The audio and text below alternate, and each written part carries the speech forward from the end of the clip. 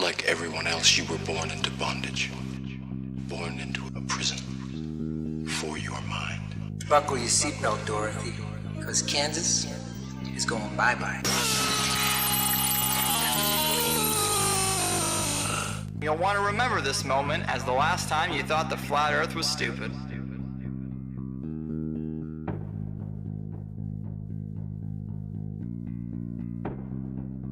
Hello everyone, this is ODD, and yes, I'm finally admitting that even though I don't like labels, I'm a flat earther. Based on my research for the past 10 months, our world is very different from the model that we are being taught by the authority on the matter. It took me a while to come to terms with this, and it took even longer to gain the courage to talk about it. It can be pretty embarrassing to go against popular opinion, but this is real. It's not a psyop, it's not a distraction, and it's not a bandwagon. It's a reasonable debate. It's thousands of people taking what we've been told and comparing it to what we see and experience, only to find out that they do not match up. Once you start digging into this, it becomes clear that there is no evidence for the speculated spinning ball that we supposedly live on, and everything points to a flat earth. The flat earth is much more than just reasonable. The one and only reason that it's reasonable to argue against the flat earth is that we've all been taught otherwise our whole lives. We blindly believe something that A, has never been proven, and B, is pretty much impossible. Thanks to people like Eric Dubay, the flat earth has re-emerged and it has more steam than ever. Before I've ever even entertained the flat earth, I knew not to trust the space programs of the world. Close examinations of NASA and other space programs reveal that things aren't what they seem and that we, the people, are being lied to. We have no real pictures of the Earth, and no matter how hard we try, we just can't find the curvature. Not only that, but flight paths make more sense on a flat map, and large bodies of water not being able to curve into a giant ball completely resonates. Forensically speaking, the globe model is so very unlikely that any good detective wouldn't believe a word the globe says. The globe story is so full of circumstantial, impossible coincidences, which only prove that the globe is a flyer. We'll be going over that in this video, as well as other reasons why the world isn't what we're led to believe. I appreciate you tuning in. Let's get started.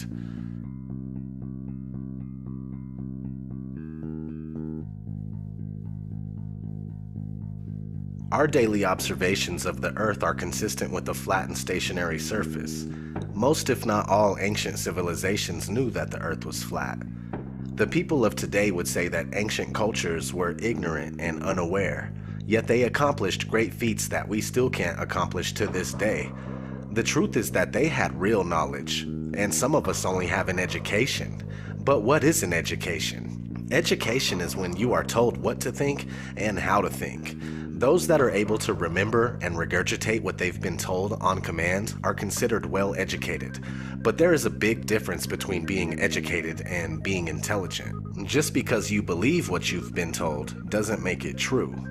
In fact, the flat versus spherical Earth is a debate that has never really died.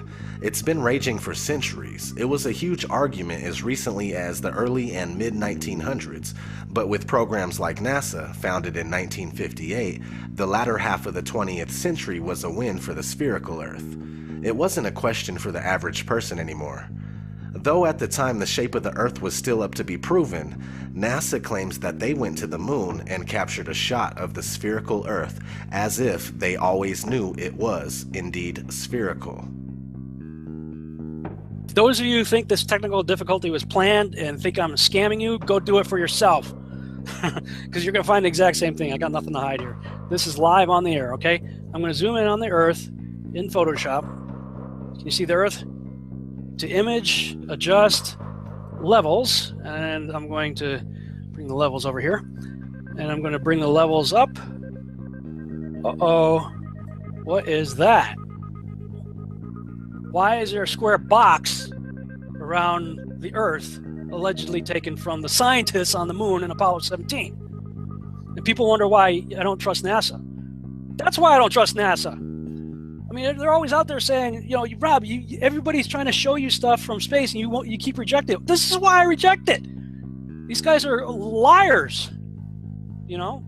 What are some of the basic observations someone can make to ascertain that the Earth is neither a globe or spinning? We've been taught that we're on a ball spinning around the sun, and so to hear that you might be on a flat plane, motionless at the center of the universe with all the celestial bodies spinning around you, just as it appears, actually comes as a surprise. But it shouldn't, because our eyes, experience, and common sense all tell us that the horizon is perfectly flat, and we feel motionless. We don't hear ourselves whizzing by at thousands of miles per hour. No matter how high amateur rockets or balloons have gone up, the horizon rises to the eye of the observer all the way up, and that's only consistent with a flat plane.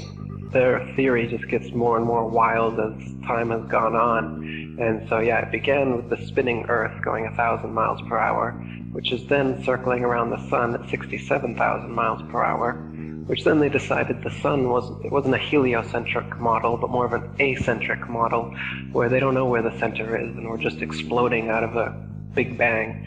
So the sun, we're spinning around the sun, and then the sun and us are spinning around the Milky Way galaxy, they say, at 500,000 miles per hour.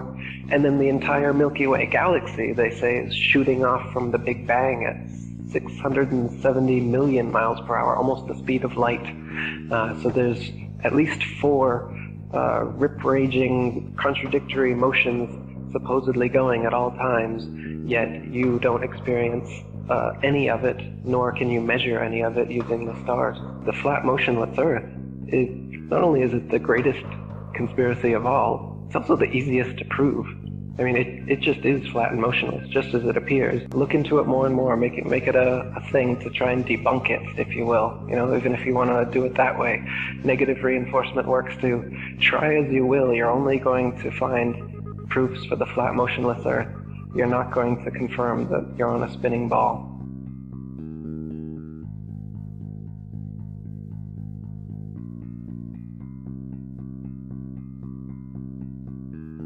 The curvature of the Earth eludes us.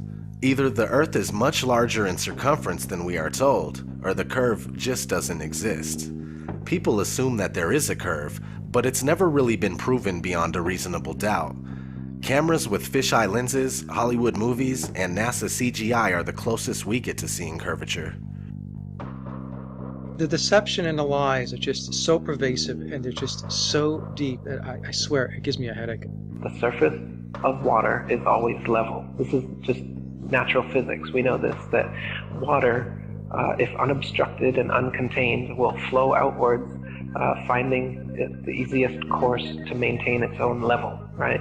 So, but the Ball Earth model claims that the oceans are huge 100-mile walls of curved water curving around the ball. That's ridiculous. They say that gravity makes this possible, but you don't see that. You go to the beach, you see a completely flat horizon, you see water just ever so gently coming up on the shore. So there's the pretty blue marble that NASA claims we are living on, with circumference of 24,901 and 3959 radius.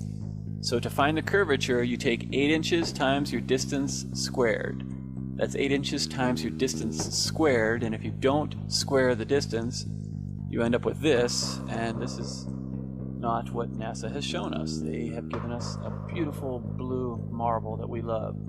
So you get 8 inches for 1 mile, 32 inches in 2 miles, 16.6 feet with 5 miles, so on and so forth. So what I did is I shot this pier, which is in Daytona Beach, Florida, and as you can see, between the water and the walkway of the pier is about 12 to 16 feet based on the height of the people and the railing. So I started at Granada, which is 4.92 miles away, and I shot this, and based on that distance and the formula, there should be 16 feet of curvature, but obviously you can still see the entire gap under the walkway there between that and the water.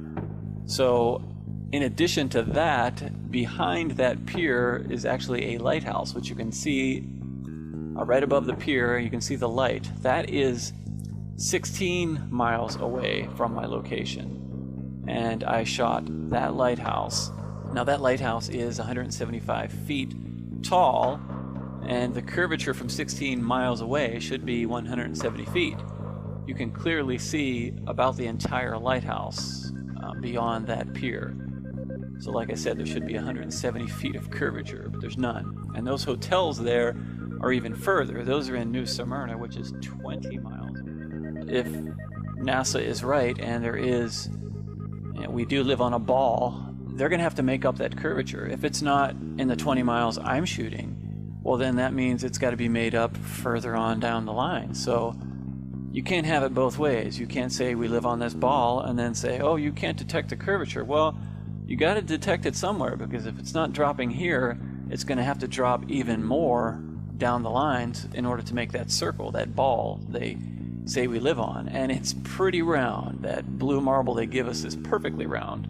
Lighthouses are one great example. The Isle of Wight Lighthouse in England, it's 180 feet high and can be seen up to 42 miles away, a distance at which modern astronomers say the light should fall 996 feet below the line of sight.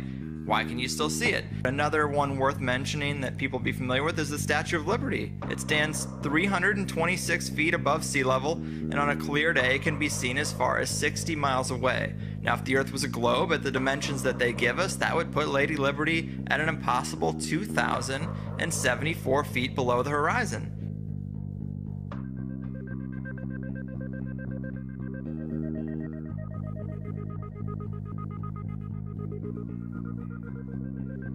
No, not one picture of the Earth. Imagine that. 2016, and we still don't have a picture of our home. Thousands of satellites supposedly orbiting the Earth. Why can't we get thousands of pictures? One shot with the whole Earth in it. Hell, we should have a channel on cable that shows the Earth rotating 24 hours a day, every day. Nope. Let's listen to NASA's very own Robert Simon talk about how we get our fake pictures of Earth. In 1972, we saw our home in a new way. Apollo 17 astronauts snapped this picture. It gave people the first look at their home planet as a single entity. Last week, scientists at NASA released this. The shot is compiled from data from NASA's VEERS instrument, which orbits the Earth about every 100 minutes, taking measurements of light coming off the planet. That can be translated into ribbons of imagery like this, and then into one of these. And this is just the latest in NASA's Earth from Space album, which may be one of the most mind-expanding collections of images in human history. Then in 2002, Blue Marble 2.0, NASA's Rob Simon made this. Simon's job is... It's primarily taking data and making pictures out of it. That's what this is, a composite of data sets from several different instruments translated into a picture. So we actually had to take clouds out. They stashed the clouds for later, went onto the ocean. That came from an instrument that measures phytoplankton in the sea. Where it was low, I colored it dark blue because they're low mostly in mid-oceans. And then where it was a little bit higher, it was like a little bit brighter green. Then add the clouds back in. There's a small problem with it because there's a very slight gap in between each orbit. So some of those are painted on. It is photoshopped, but it's has to be. Then there was another layer to sort of simulate the atmosphere. And then there's this little bright spot. It's called the specular highlight. So it's the reflection of sunlight off of water. Those are the pieces, but you can't just slap them all together. It just didn't look realistic. It looks kind of flat, or the clouds are sort of too see-through. So I just hit Command-Z a lot. There's artistry to creating the world. What I imagine it to be. Unfortunately, I'm not an astronaut. I've never been to space. But I've looked at these images over and over again, trying to sort of get the essence of it. It is photoshopped, but it's has to be. It is photoshopped, but it's has to be. It is photoshopped, but it's has to be. It is photoshopped, but it's has to be. Excuse me, I'm allergic to bullshit. Not having one authentic picture of the Earth alone is a huge red flag. First off, let me ask you, Why do you think that Truman has never come close to discovering the true nature of his world until now? We accept the reality of the world with which we're presented. It's as simple as that.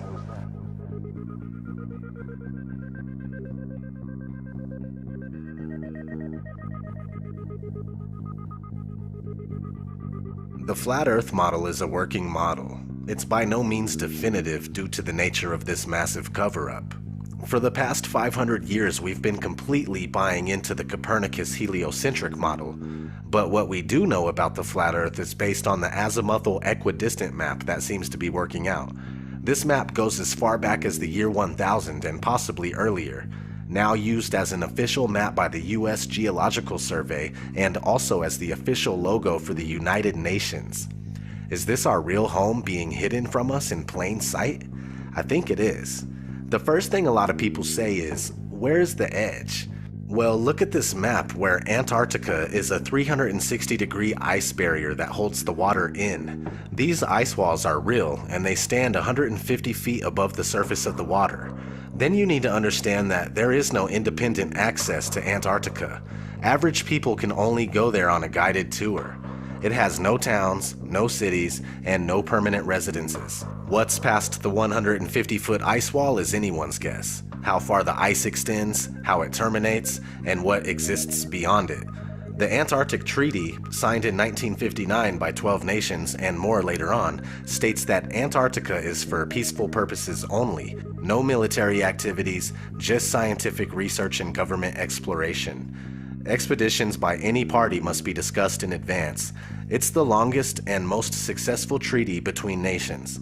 The treaty also states that there are ships, stations, and equipment to ensure compliance of the treaty. Sounds like military activity to me. Anyway, so this azimuthal equidistant map appears to be correct for the most part. Over the centuries, there's been other maps that look pretty close to it as well. Let's look at an interesting story that was recently in the news that supports this flat map. A woman gave birth on a flight from Bali to Los Angeles, so the flight made an emergency landing in Alaska. Here's what it would look like on a globe.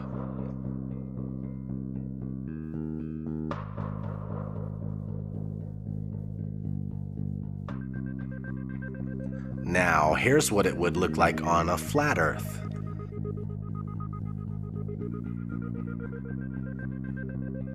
Which one makes more sense? Exactly. A big issue I was having with the flat Earth for the longest time was the sunrise and sunsets. I realized that it was a perspective issue. First, you must understand that the sun is not 93 million miles away. If it was, we would never see anything like this here. This is concentrated because it's closer.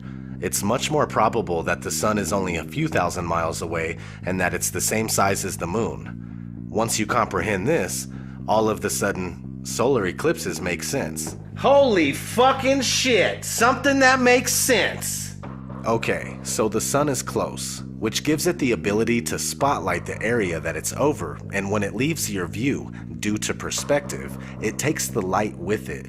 There is a generous amount of light where the sun is at, but since it's so close, it doesn't spread its light like it would if it were bigger and further. The sun circumnavigates the Earth like a huge clockwork. Sometimes that takes a while to sink in. Alright, let's talk about the Coriolis effect. The Coriolis effect states that when a moving object leaves the ground, the Earth continues to rotate, meaning that when shooting a gun at a certain distance, the bullet would be a little off due to the Earth's rotation. If that's the case, then airplanes would have to account for the Coriolis effect, but they don't. This is only a few things that work better on a flat, motionless Earth. Do you need 100 excuses as to why you're not feeling any motion or seeing any curvature? Are those excuses easier to believe? Or is it easier to use Occam's razor and go with what our senses are telling us? The Earth is flat and not spinning. Now, real quick, let's kind of just explain the Coriolis effect in layman's terms. The Coriolis effect is the effect that when the bullet leaves the barrel of the gun, it is actually leaving the surface of the Earth. So as the bullet leaves the barrel of the gun, the Earth is still rotating. and the bullet is not rotating with the Earth. So the Earth will actually rotate out from underneath of the bullet while it is in flight.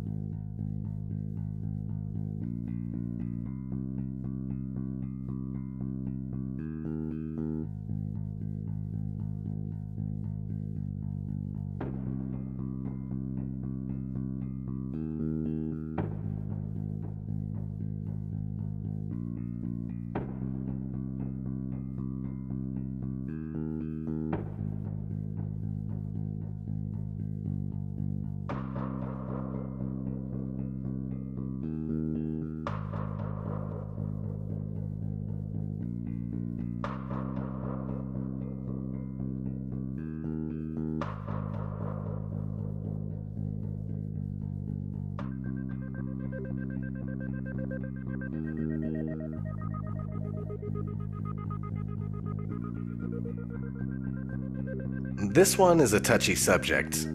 This whole fucking video is a touchy subject. So anyway, this one's hard to get across to people big time. But outer space is up for debate. Space programs are compartmentalized, and most astronauts are Freemasons that have to swear an oath of secrecy when dealing with the so-called missions. The thing is that there is so much footage of NASA and other space agencies making mistakes. Sometimes we could see bubbles in the spacewalks. Sometimes we could see harnesses and wires on the people in the International Space Station. The permed hair that moves nothing like it would in zero gravity. These are huge red flags. Not to mention the Van Allen radiation belt. The Van Allen radiation belt is a layer of energetic charged particles that is held in place around a magnetized planet such as Earth by the planet's magnetic field. Sounds kinda like a dome if there is one. Oddly enough, one of NASA's employees admitted that this radiation belt needs to be figured out before humans could pass through it. Listen closely. As we get further away from Earth, we'll pass through the Van Allen belts, an area of dangerous radiation. Radiation like this could harm the guidance systems, onboard computers, or other electronics on Orion. Naturally, we have to pass through this danger zone twice, once up and once back. But Orion has protection. Shielding will be put to the test as the vehicle cuts through the waves of radiation. Sensors aboard will record radiation levels for scientists to study. We must solve these challenges before we send people through this region of space. Let's talk about satellites. We've already discussed how there are no pictures of the Earth. So, are satellites even real? Not likely. Ground towers are built all over the world and are more than adequate to relay our television, radio, and cell phone service. All GPS is done through land-based towers, and things like Google Earth are taken with high-altitude planes, and most of them are just done with cars on street level. Did you know that satellites were actually invented by Arthur C. Clarke, the science fiction author? I didn't know that. they shortly became science fact after that.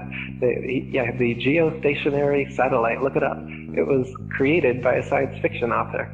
And then within a decade, NASA claims to have sent a real one up there, and ever since then, that's where we get all our communications from. So if satellites were real, we would constantly hear stories of them being hit by meteors or comets, and that doesn't happen.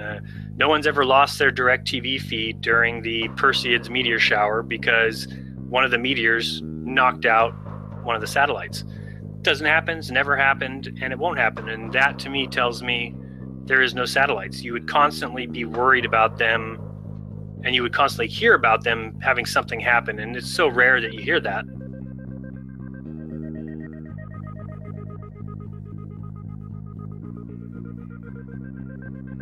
So you may or may not have heard the term cognitive dissonance. Cognitive dissonance is when new information challenges your beliefs and you just can't let go. It's just like that scene in The Matrix. No. I don't believe it. It's not possible. Stop. Let me out! Let me out! I want out! We have a rule. We never free a mind once it's reached a certain age. It's not easy going through this kind of deception and then realizing that your whole life was spent thinking and believing one thing when it's the opposite. Nobody wants to feel like they've been fooled, like they've been had. I'm a human just like you, and I never would have thought in my wildest dreams that I'd be on this kind of journey. This journey of realization and reckoning. This journey of putting everything I know to the side so I can absorb information that seems ridiculous, yet so sensible. It's time to say fuck it. It's not your fault that you were wrong. It's not your fault that you fell for a trick that the whole world also fell for. I'm right here with you. It's time to take down your mental barrier and recognize that we have a lot of work to do in order to find out what this place really is and why we're here. It's not to be slaves of the dollar. It's not to be slaves of the clock. Our reality is being manipulated and hidden from us. Please wake up and try to awaken those around you.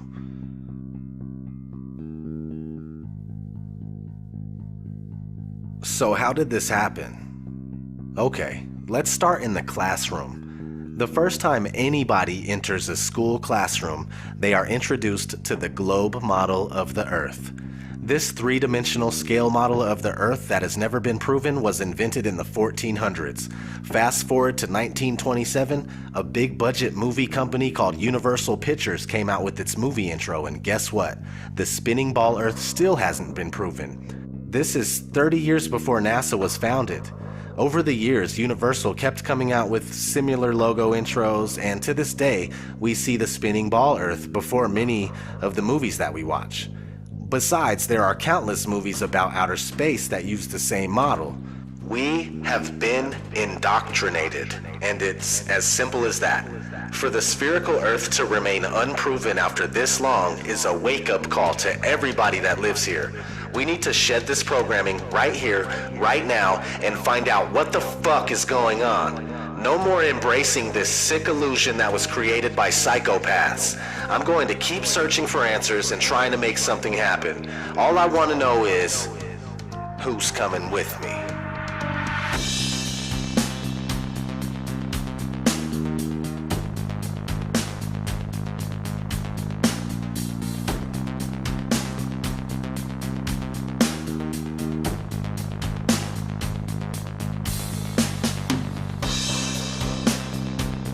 We don't have time for a meeting of the Flat Earth Society.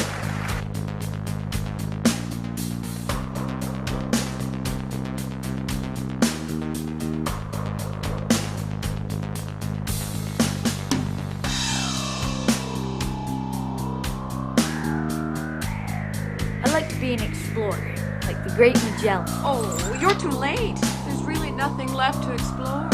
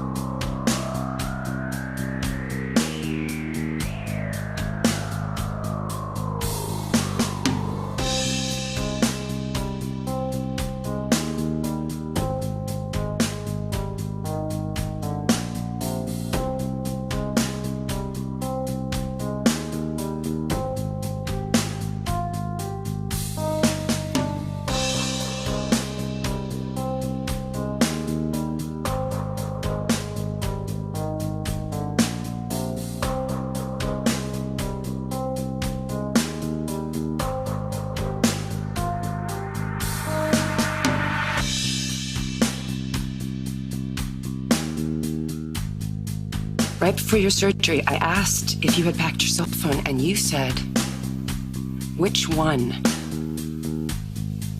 When? Skylar, I was medicated. I mean, I could have said the world was flat. You know what I think? I think you accidentally told the truth. The world was flat. You know what I think? You accidentally told the truth. The world was flat. You know what I think? You accidentally told the truth.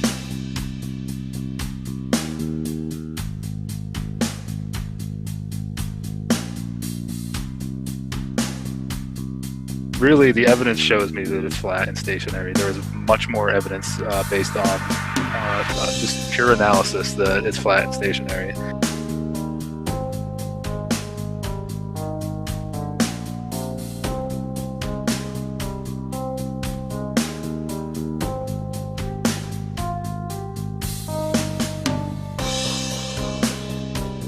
So it's not actually a sphere. It's oblate, and officially it's an oblate spheroid. That's what we call it. But not only that, it's slightly wider below the equator than above the equator. A little chubbier. A little chubbier. Yeah. Chubby is a good way. It's like pear-shaped.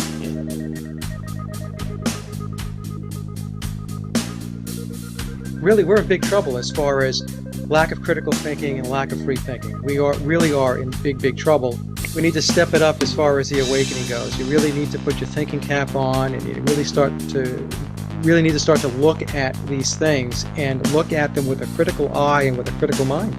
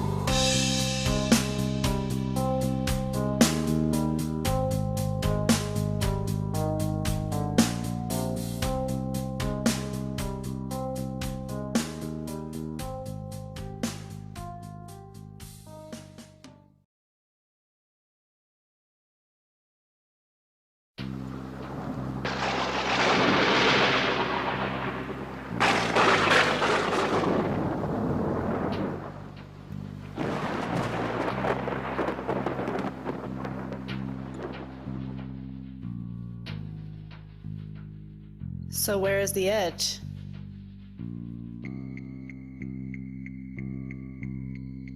Who's to say that there is an edge, and why assume there is one? Is it because when we are introduced to the idea of a flat Earth, it's always depicted like this?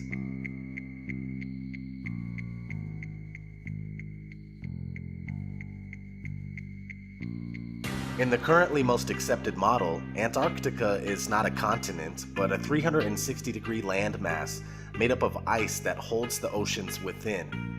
When we look at a Gleason's map from 1892 that states at the top that it's scientifically and practically correct, as is.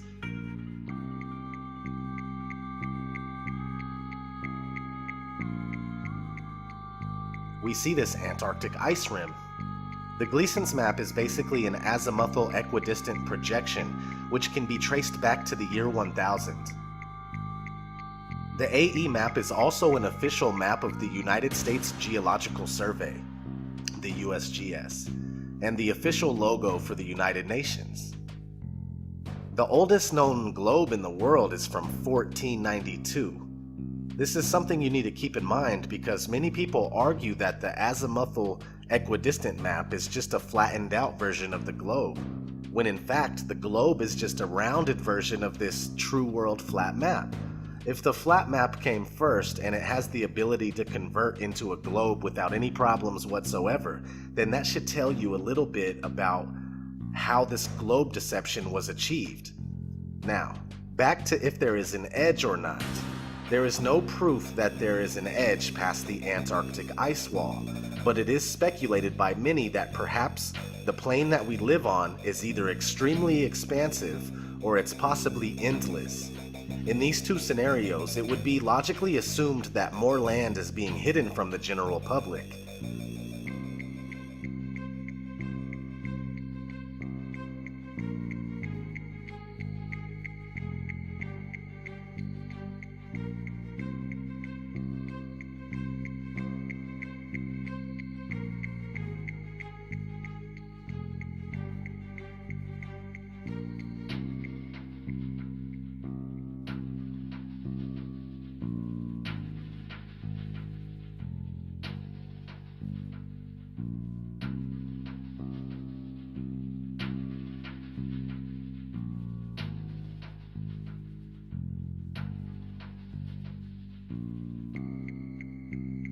In a 1954 interview with Admiral Richard E. Byrd, an American naval officer who specialized in exploration, he had this to say.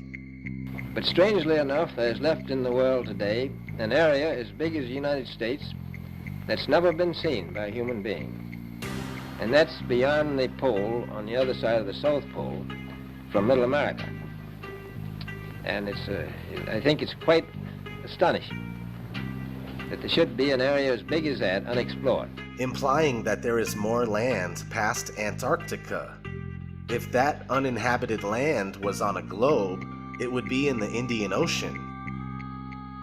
A recent discovery of an old Buddhist map in a newspaper from 1907 seems to support the idea of a vast plain with much more land.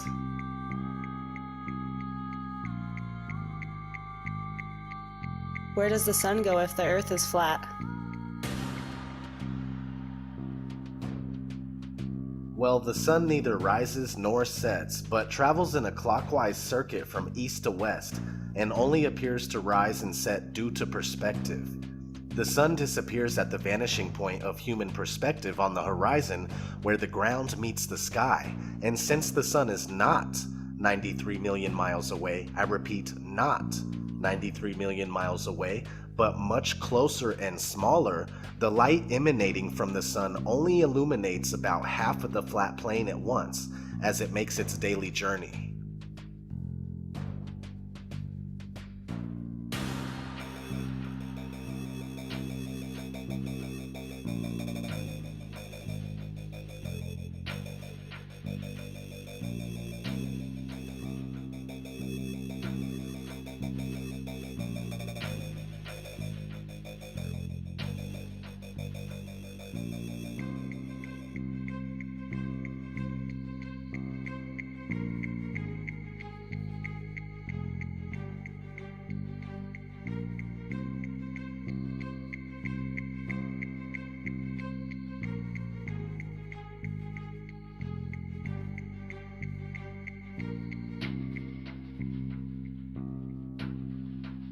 What's underneath the flat Earth?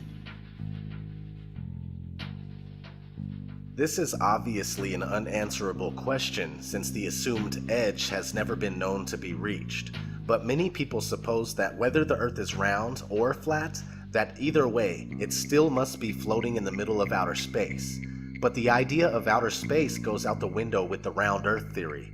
Many religious texts support an immovable Earth that has its foundations on which it is laid, and its pillars by which it is supported. We simply don't know, but we do know that the Earth is obviously fixed in place, as we can tell by our everyday experience of non-movement. What we see in the skies above are illuminated objects making circles around us just as it appears. Whatever this place may be, it's the center of all we survey. Some say that the Earth is the floor of the universe. In the ancient Hebrew conception of the universe, we are surrounded by the waters above and the waters below, known as the Great Deep. The deepest hole ever drilled into the Earth was a total of about 7.5 miles. The very core of the Earth is nothing more than wild speculation, if not another malicious lie. So what's under the Earth? That remains a mystery to us all. But another thing that you can research is what's inside the Earth. Multi-billion-dollar deep underground military bases known as DUMBs, D-U-M-Bs, right?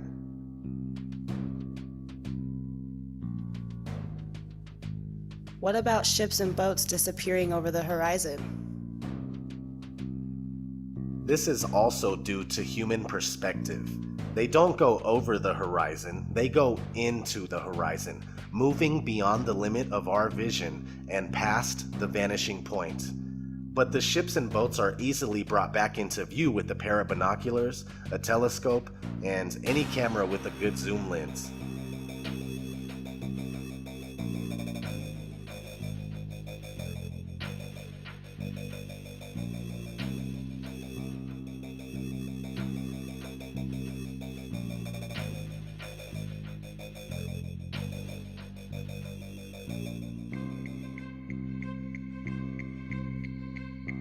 A great question to ask yourself is why can't we see noticeable curvature from 120,000 feet up? but many people claim that the supposed curvature can be seen from the ground by watching boats. It doesn't make sense.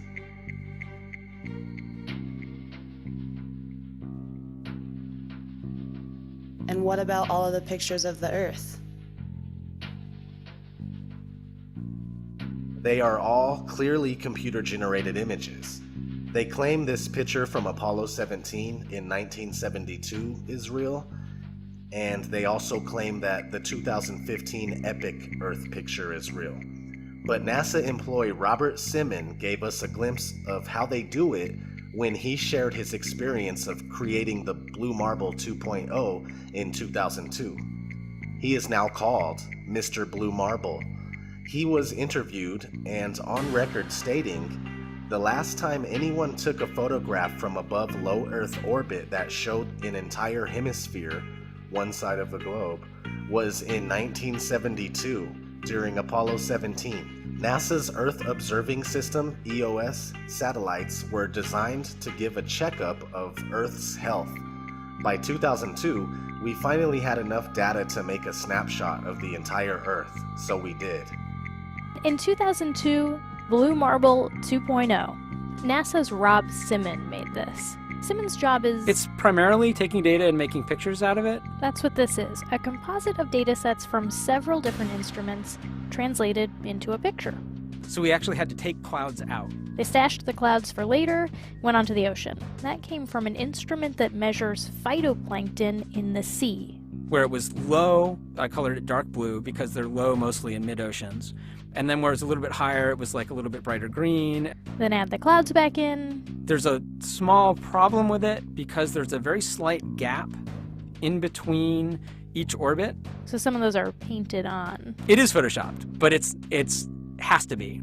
Then there was another layer to sort of simulate the atmosphere. And then there's this little bright spot. It's called the specular highlight. So it's the reflection of sunlight off of water. Those are the pieces, but you can't just slap them all together. It just didn't look realistic. It looks kind of flat, or the clouds are sort of too see-through. So I just take Command Z a lot. There's artistry to creating the world.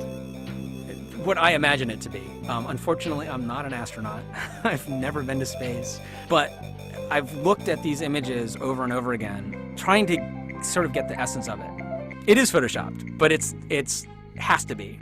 It is photoshopped, but it's has to be. It is photoshopped, but it's has to be. It is photoshopped, but it's has to be.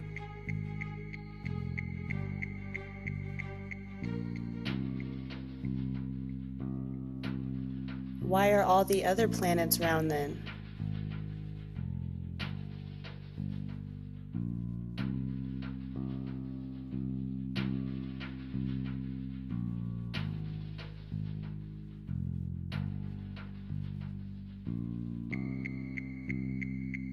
When you compare amateur footage done with professional grade cameras and compare it to NASA's official images of planets and stars, it's clear that NASA images are all computer generated, no different than the photos of Earth.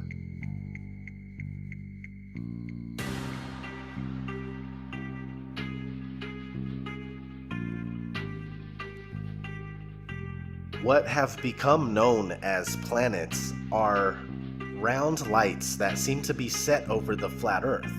The so-called planets and stars are not what we have been told they are, and comparing luminous objects that you see in the sky to the Earth under your feet is very ineffective for actually proving the supposed rotundity of the Earth. Since there are no actual photographs of the Earth and motion has never been experienced or proven, it would seem more logical for one to assume that we are on a flat, motionless plane and everything we see in the heavens revolves around us. What about satellites and GPS? As crazy as it may sound, satellites are a hoax. Have you ever wondered why there are never any damaged or fallen satellites? And why there are no satellite malfunctions due to constant heating and cooling? It's weird they don't melt in the thermosphere that's over 2,000 degrees. I find myself looking at the moon and wondering why we never see satellites pass by the moon. Did you know there are thousands of miles of fiber optic cables under the seabed that supplies 90% of the Earth's communication, internet, phones, etc.? And GPS works off of cell phone towers. It's called triangulation. Haven't you seen those really tall towers and wondered what they are? Satellite TV is just enhanced radio using ground-based towers. It's all ground-based, just like the old TV antenna. Science fiction author Arthur C. Clarke proposed the idea of geostationary satellites in 1945 in a magazine called Wireless World. And 20 years later, in 1965, they claim to have successfully launched the first commercial geostationary communication satellite. Today, there are said to be thousands, but the odd thing is that trying to prove it only leaves you fruitless. Is outer space even real?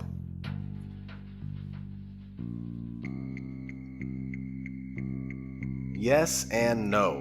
What you see in the sky, as far as stars and wandering stars, also known as planets, are there. How could we deny them? We don't know what they actually are, but they are there. Now, what we are told about outer space and what it is not true at all.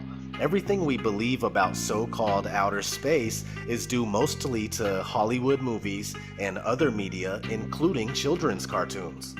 Of course, NASA propaganda is the biggest culprit. As we have already gone over, there are no pictures of Earth, and even images of all the other so-called planets are computer-generated. NASA has gone on record numerous times stating that humans can't get past low Earth orbit.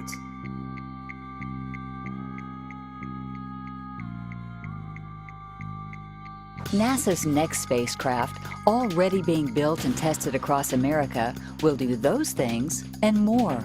This is the spacecraft that's going to take humans to explore the solar system. It's the next big step for NASA in exploration. Called the Orion Multipurpose Crew Vehicle, or MPCV, this next-generation spacecraft will enable America to explore beyond low Earth orbit. As we get further away from Earth, we'll pass through the Van Allen belts, an area of dangerous radiation. But Orion has protection. Shielding will be put to the test as the vehicle cuts through the waves of radiation. Sensors aboard will record radiation levels for scientists to study. We must solve these challenges before we send people through this region of space. Plan that NASA has is to build a rocket called SLS, which is a heavy lift rocket. It's something that is much bigger than what we have today, and it will be able to launch the Orion capsule with humans on board, as well as landers or other components to destinations beyond Earth orbit. Right now, we only can fly in Earth orbit. That's the farthest that we can go. And this new system that we're building is going to allow us to go beyond and hopefully take humans into the solar system to explore. So the moon, Mars, asteroids, there's a lot of destinations that we could go to, and we're building these building block components in order to allow us to do that eventually. And unlike the previous program, we are setting a course with specific and achievable milestones. Early in the next decade, a set of crewed flights will test and prove the systems required for exploration beyond low Earth orbit. Low Earth orbit is supposedly between 99 and 1,200 miles away. The funny thing is that they say the moon is over 200,000 miles away. How did we make it so far in the 1960s and 70s if we can't do it today? Also, the International Space Station, just like everything else brought to us by NASA, is a fake Freemasonic hoax, completely fabricated and done with special effects, models, pools, zero-G planes, and various other camera tricks.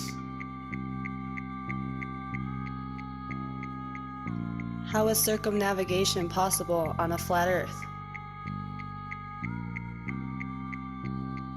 Very easily.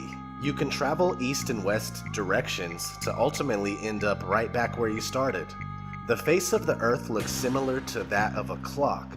In fact, clocks were most likely designed after the true appearance of our world. If you follow a compass east for long enough, you'll make a full circuit. Same thing if you travel west long enough. As we've already gone over, the flat Earth map that was around before globes were easily converts to a globe, so everything you believe you are doing on a globe is actually taking place on a flat Earth. How come the moon is upside down in the southern hemisphere? This is another very simple explanation. When somebody is in the northern part of the Earth, or on the northern part of the Earth, they see the moon from this angle. When somebody is on the southern part of the Earth, the moon looks like this. They're looking at it from this angle. They see it from the opposite angle, and that's all it is. Imagine you tape a picture of the moon in the center of your living room, right? Depending on where you are in the room, the moon will be seen differently. When pondering this question, keep in mind that the face of the moon never changes. On a spherical Earth, we'd expect to see other sides, but we never have.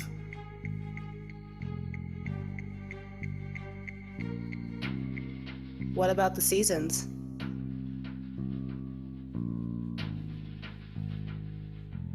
The sun is close and small, and it circles around and above the flat Earth in a spiral pattern on the Tropic of Cancer in the northern summer months, and then down in the Tropic of Capricorn in the northern winter months.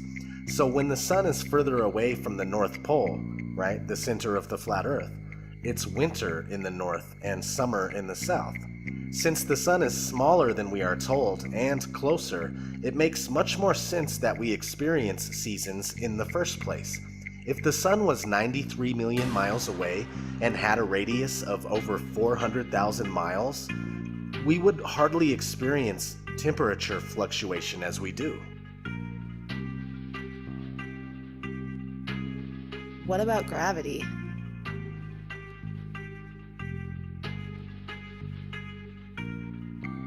Gravity is necessary in order for a spinning ball Earth to work.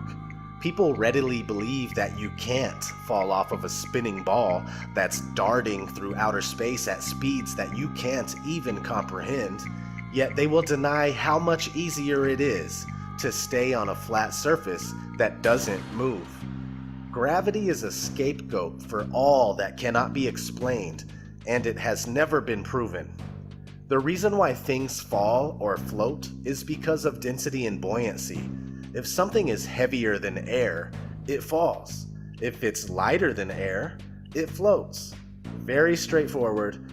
Your phone is denser than the air, therefore it falls when you drop it. Everything works because of density. No need to factor in imaginary components. Quote, "The law of gravitation is said by the advocates of the Newtonian system of astronomy to be the greatest discovery of science and the foundation of the whole of modern astronomy. If, therefore, it can be shown that gravitation is a pure assumption and an imagination of the mind only, that it has no existence outside of the brains of its expounders and advocates, the whole of the hypotheses of this modern so-called science fall to the ground as flat as the surface of the ocean. And this most exact of all sciences, this wonderful feat of the intellect, becomes at once the most ridiculous superstition and the most gigantic imposture to which ignorance and credulity could ever be exposed." Thomas Winship, Zetetic Cosmogony. What about the Coriolis effect?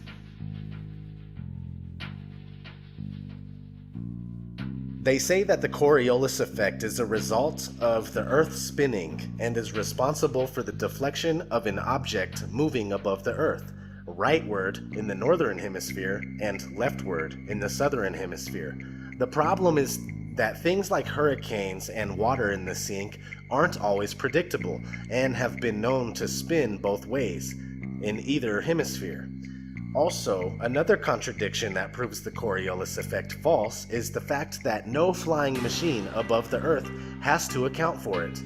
If a bullet that travels 1,700 miles per hour has to account for the effect, then an airplane traveling at 550 miles per hour would definitely have to account for the effect.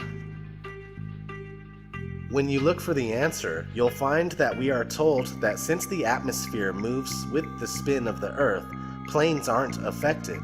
So why would bullets be? Especially when they go much faster than common airplanes.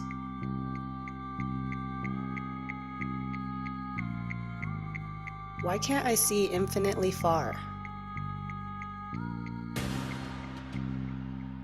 This is for the people that wonder why they can't see certain things that they believe they should be able to see if the Earth was flat.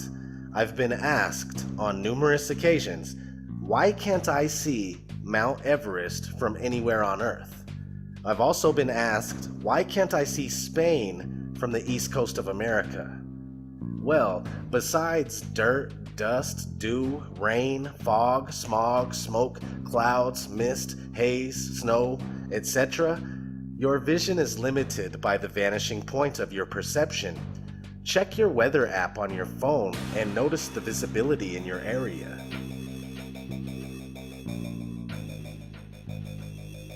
Is the flat earth a religious thing?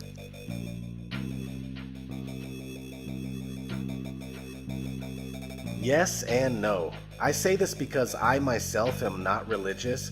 I'd rather not have faith in something, but know the facts to the best of my ability. And the facts are that the curvature and motion of the earth have never been proven. The Bible, without any doubt whatsoever, supports the earth that's fixed in place. The book of Enoch, which is biblically endorsed and most likely belongs in the Bible, describes the flat stationary enclosed earth in great detail. Many religions and civilizations preceding Judaism and Christianity support a flat and stationary earth, such as the Babylonians, the Egyptians, the Mayans, the Norse, the Hindus, etc. This fantastic spinning globe earth is very new to the people of the world, yet most of us carry on as if the theory is unquestionable, and we've been conditioned to laugh when the flat earth is brought up. Whether you are religious or not, you can see the flat earth for yourself.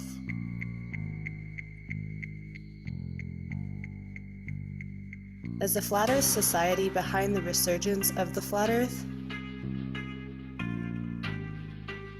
No, the Flat Earth Society is designed as a containment unit. Gatekeepers that tell the truth about some stuff, but then lie about other things in order to make it appear ridiculous or steer you in the wrong direction. For instance, this is what FES has to say about gravity. In the Flat Earth model, gravity, rather than being a force, is the upward acceleration of the flat Earth. The Earth always accelerates upward at 1g, which is equivalent to the gravitational acceleration in the round Earth model. Like the force of gravity, the Earth's acceleration causes several commonly observed phenomena in our daily lives. If that isn't the biggest turnoff, I don't know what is. The flat Earth argument has never died. It only died down. Real flat earthers have always been among us, but it wasn't until late 2014, early 2015, when Eric Dubé started making a lot of noise about the flat earth conspiracy and got people like myself on board. It took me 10 months of research before finally accepting the truth about where we live. Thanks to the many great flat earth researchers, content creators, and activists since then, more and more people are waking up to the massive deception every day.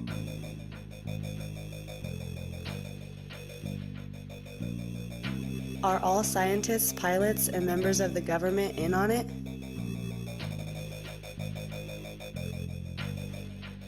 No, most scientists, pilots, and members of the government have been indoctrinated just as the rest of us have. When they work at their everyday job, they go about it as if the Earth is most certainly spherical. If indeed some of these people did know the Earth is flat, they most likely wouldn't even speak out about it in fear of losing their job or ruining their reputation. The average scientist goes about everything they do with the spherical Earth already factored in. For mainstream science, questioning our current model is a huge no-no. For pilots, computers do most of their work, not to take away from what they do because I personally appreciate it, and also pilots often switch out at stops, making it difficult to understand the real layout of Earth's land masses. As far as government members and politicians go, besides high-ranking officials at NASA, which isn't government at all, it's safe to assume that they are not in the know and they are not knowingly perpetrating this lie. Very few people compared to the population of the world are enlightened to the flat Earth.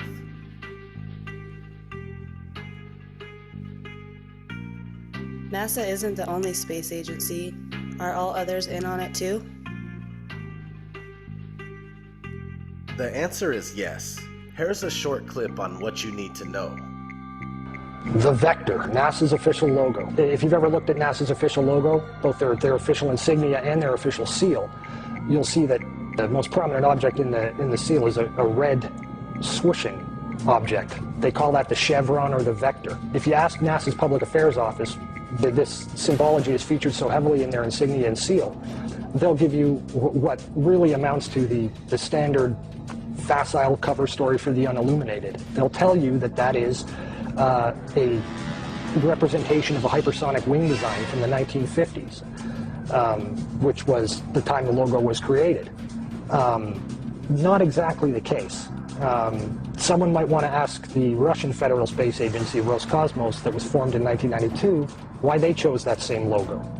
And while you're at it, you can go ask the Chinese, who formed their space agency in 1996, why in the world they're using a hypersonic wing design from the 1950s as their official logo. Then you can ask the Japanese, the South Koreans, Taiwanese, Malaysia, Mexico, Iran, all of these countries, even Bulgaria. They all utilize the vector symbology in their space agency logos for their national space agencies.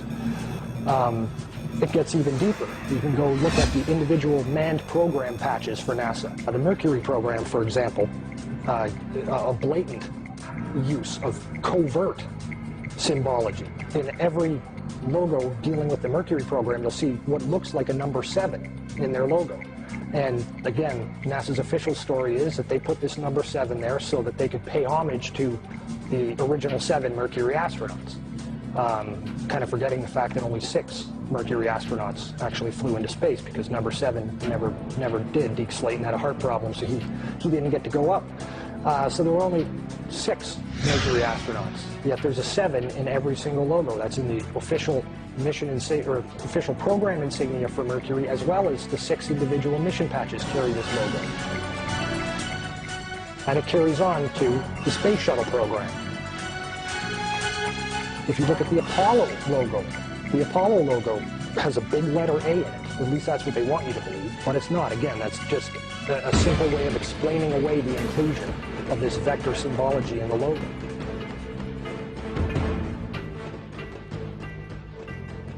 If you go to the Space Shuttle program, the original Space Shuttle STS program patch is a triangular patch that, again, hides the use of the chevronic vector symbology.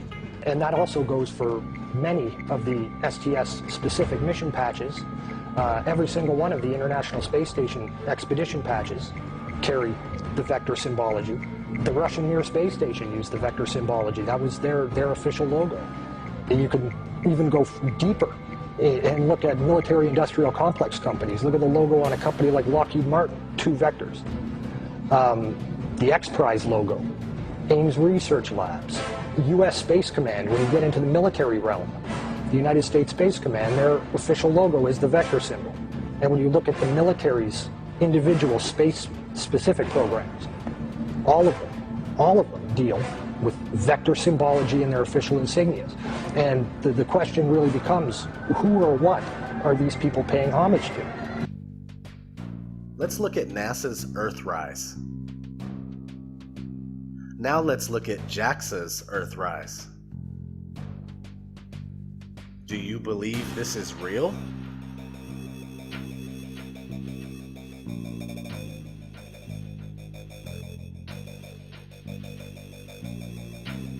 Well then, who's responsible for this deception?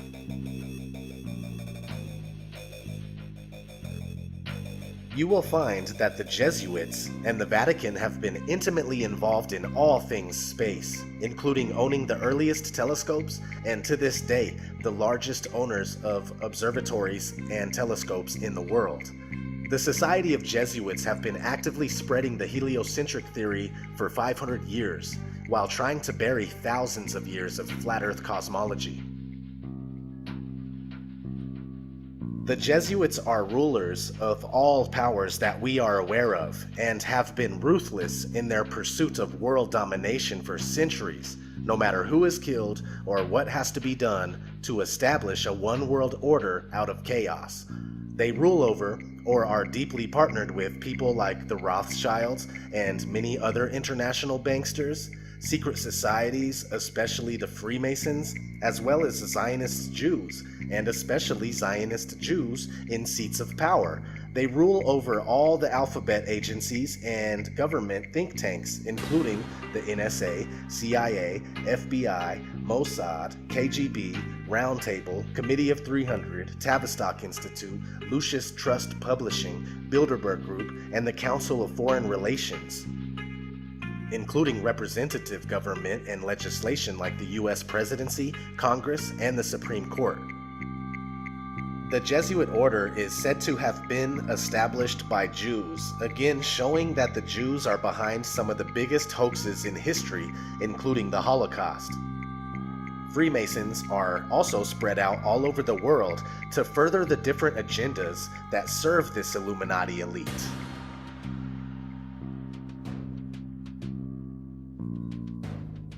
Why the lie? Why the fuck you lying? Why you always lying? Oh my god. Stop fucking lying. Always lying to me. You lying so much. You making it hard for me. Their desire is to convince us that we are only one of a septillion other planets flying through infinite space. A septillion? Where do they get these numbers? A septillion has 24 zeros. They want us to think that we are nothing more than a cosmic accident caused by a big bang that took place 14 billion years ago. Again, where do they get these numbers? How one could draw that conclusion is unknown. They want us not to understand our origin and go on believing that life is meaningless. They want us to believe that alien life is real and that they created us. Look no further than Ancient Aliens for the propaganda. Not to mention countless shows and movies they program us with. This isn't just about flat Earth versus round Earth, it's much bigger than that. Whatever they plan on doing needed the spherical Earth groundwork laid before they could proceed. They may either shock us with a fake alien invasion, or a disclosure of the beings that have always been among us, passed off as life from distant galaxies. Who knows? Another reason to turn the Earth into a ball is to hide extra land. If this is a vast plain, and there are places past Antarctica, with more oceans and more land masses, then an easy way to get rid of them is to wrap our part of this plain around a ball, and make it seem as if there is nothing else and everything has already been discovered. The globe is full-fledged slavery for the inquiring mind. I'd like to be an explorer, like the great Magellan. Oh, well, you're too late. There's really nothing left to explore. What does it mean if the Earth is flat?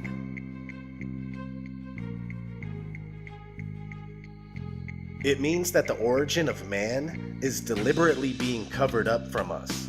Man, woman, child, you are being deceived on a massive scale. Flat Earth, enclosed flat Earth, expansive plane flat Earth, or even infinite plane flat Earth with an infinite ceiling barrier, or possibly another plane of existence above us and below us. It means that this place was created, that you were designed, you were crafted, you are special and with purpose. A purpose being hidden from you on purpose. We are supposed to know our world and our reason for being. We've been swallowed whole by this economic fiat money system that controls absolutely everything and fuels this manufactured reality. Most of us know that we are slaves, and it's no wonder we desire to escape through movies, TV shows, and video games that happen to also further our programming and mental conditioning. We were never meant to live like this, and knowledge of our flat Earth is a step in the right direction. It's something that can't be taken from us. It's the fuel that we need to let these bastards know that we won't go down in ignorance. We will not willingly accept their one world authority that wants to rule over all mind and all matter. Embrace this flat world of ours and free your mind from the globalist mind control. It's time that we stand up for ourselves and our beautiful Earth. All I want to know is, who's coming with me?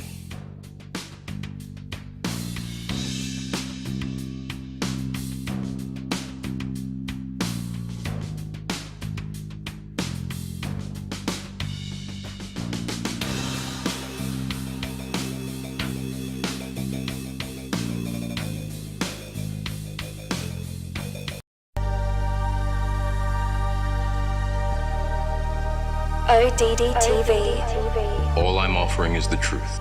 Hey everybody, what's going on? This is ODD.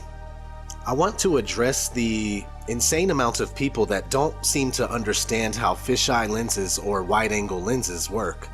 As a flat earther that makes videos on the subject, I consistently have people send me links to videos where they believe they are seeing the curvature of the Earth. But what they are actually seeing is a forced curve due to the lens of the camera. These lenses are called fisheye or wide-angle lenses, and they come standard on GoPro and TomTom cameras. In fact, all action cameras come standard with these lenses. The definition of a fisheye lens is an ultra-wide-angle lens that produces strong visual distortion to create a wide, panoramic, or hemispherical image. When this lens is arranged sort of straight onto the horizon, it doesn't have any weird curvature or distortion. It just looks ultra wide. There might be a little bit of distortion on the edges, but it looks just super wide. Whenever you start to tilt it upwards or downwards, that's where you get the curvature distortion. So if you tilt the lens upwards in relationship to the horizon, it's going to kind of curve up and create a bowl type effect. If you tilt it downward, it's going to create a sphere or a kind of an orb type effect. Besides Hollywood movies and TV shows, these wide-angle camera lenses are the only reason you'll ever witness curvature. It's the very reason why most people believe they have seen curvature. People send me links to endless amounts of videos shot with GoPros. This skydiving video, for instance. False curve. Here's a video from a balloon that was launched by a high school in South Carolina. Doesn't that seem like a bit much to you? Because at 120,000 plus feet, there is no curvature when you use a normal lens that's not distorted whatsoever. Another go-to video for people looking for curvature is the Felix Baumgartner Red Bull jump from 2012. People really believe that they are seeing a genuine curve here, but it's simply a fisheye lens. Otherwise, New Mexico takes up most of the planet. Wake up, ladies and gentlemen. They say Felix jumped from 126,000 feet, and this is how much curve there is. But again, look at footage from 121,000 feet on a camera without distortion, and you'll see the world how it really is. Curveless.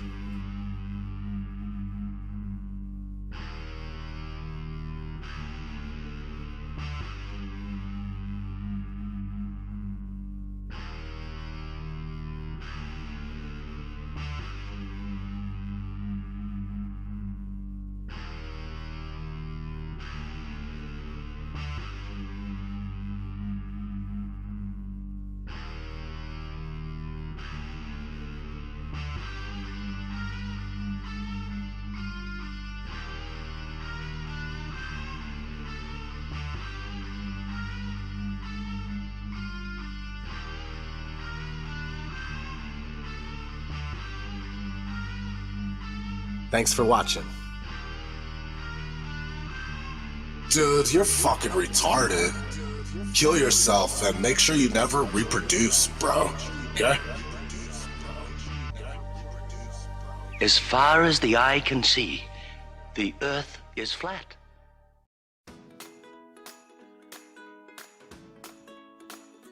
Water, when unmanipulated, is to find its level, so whether you look at a cup of water, a bathtub, a swimming pool, a lake, or the ocean, it's flat. Of course, natural motion is not considered and doesn't equal a curve. We have 0 authentic pictures of the Earth and they're all composites, and NASA even admits that they Photoshop Earth images. It is Photoshopped, but it's has to be. On numerous occasions, NASA admits that we can't go beyond low Earth orbit, which is between 99 miles and 1,200 miles away. The interesting thing is that the moon is said to be 238,000 miles away, which is a difference of 236,800 miles. No matter if you're on the ground, on top of a building, a mountain, a hot air balloon, an airplane, or looking at high-altitude amateur balloon footage, the horizon never fails to rise right to your eyes. Whether you are looking at Toronto's skyline from Niagara-on-the-Lake, 31 miles away, Chicago's skyline from Union Pier, 43 miles away, or even Oahu from Kauai, which is up to 108 miles away from center to center, or 73 miles away from the closest points. You will not see any curvature where it's supposed to be. According to the Pythagorean theorem, which states that the curvature of the Earth is 8 inches per mile squared, Oahu should not be visible whatsoever, but you can see the whole thing. In 1887, Albert Michelson and Edward Morley conducted what's known as the Michelson-Morley experiment. This experiment was attempting to prove the speculated motion of the Earth around the Sun, and when it failed, Albert Einstein was forced to form the theory of relativity to overcome this problem. In fact, anytime mainstream science is faced with undesirable results, they create a workaround, which isn't real science at all. The Sun is claimed to be 93 million miles away, with a radius of over 400,000 miles, but can easily be proven to be much closer and smaller by tracing the crepuscular rays back to its origin in the sky. If the Sun were indeed 93 million miles away, it would simply be impossible to have angled sun rays, as they should all consistently come in straight. According to the globular theory, a lunar eclipse occurs when the Sun, Earth, and Moon are in a direct line. But it is on record that since about the 15th century, over 50 eclipses have occurred while both the Sun and Moon are visible above the horizon. F.H. Cook, The Terrestrial Plane. It's a common misconception that the shadow of the Earth causes moon phases. Even the pastors and priests of the science religion readily admit this fact. The interesting thing about moon phases is that they are always the exact same 8 phases repeated. But if we were circling around the Sun, these 8 phases would inevitably be reversed from the summer to winter seasons. I completely understand that the idea of a flattened stationary Earth seems ridiculous in many ways, but that's only because we are taught the false globe model from the very first time that we enter a school classroom. Not to mention the first time we are introduced to the concept of a flat Earth, it's depicted as a highly laughable world where ships, boats, and water would run off of the edge. So I do get it, but it's all part of the deception. I've spent 30 years of my life believing that we were on a spinning globe. It wasn't until I unbiasedly and scientifically investigated the flat Earth claims that I started to realize that there is more to this theory than I originally gave it credit for. Now, after almost 2 years of research, I'm certain that the Earth is flat. We are told that the Earth spins at 1,040 miles per hour, while the Earth travels around the Sun at 66,000 miles per hour. Meanwhile, the whole solar system is going inside the Milky Way galaxy at a speed of 490,000 miles per hour. And finally, the entire Milky Way galaxy is darting through infinite space at over 1 million miles per hour. Most people believe this. And yet every experiment ever conducted to prove even the simple spin of the Earth has failed. The same thing goes for curvature. It's never been proven, and the only time we see it is in movies, NASA CGI, or when we're looking through a distorted fisheye lens. With all that said, please continue to research critically and don't be afraid to ask reasonable questions and speak out.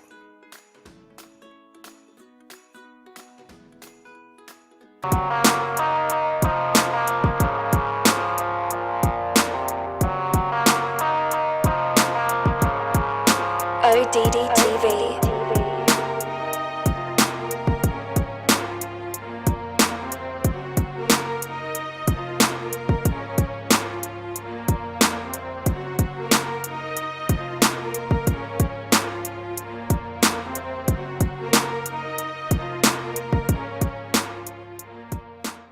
Eric is the man behind AtlanteanConspiracy.com and the author of a big conspiracy encyclopedia by the same name, covering everything from Atlantis to Zion.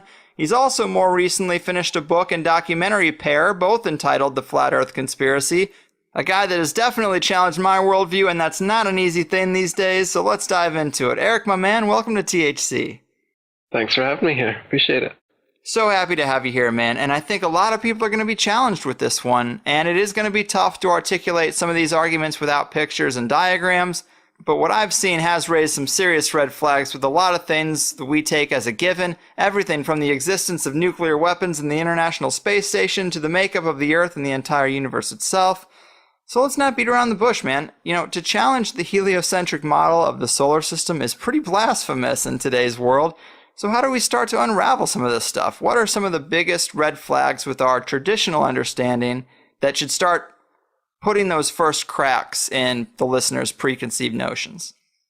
Sure. Well, just our common sense everyday perception of the Earth, it is flat as far as we can tell. It is motionless as far as we can tell.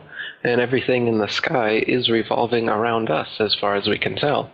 If nobody told us otherwise, we'd logically assume that the Earth was flat, motionless, with everything in the sky revolving around us. And you can prove that this is the case as well, for instance, with the horizon.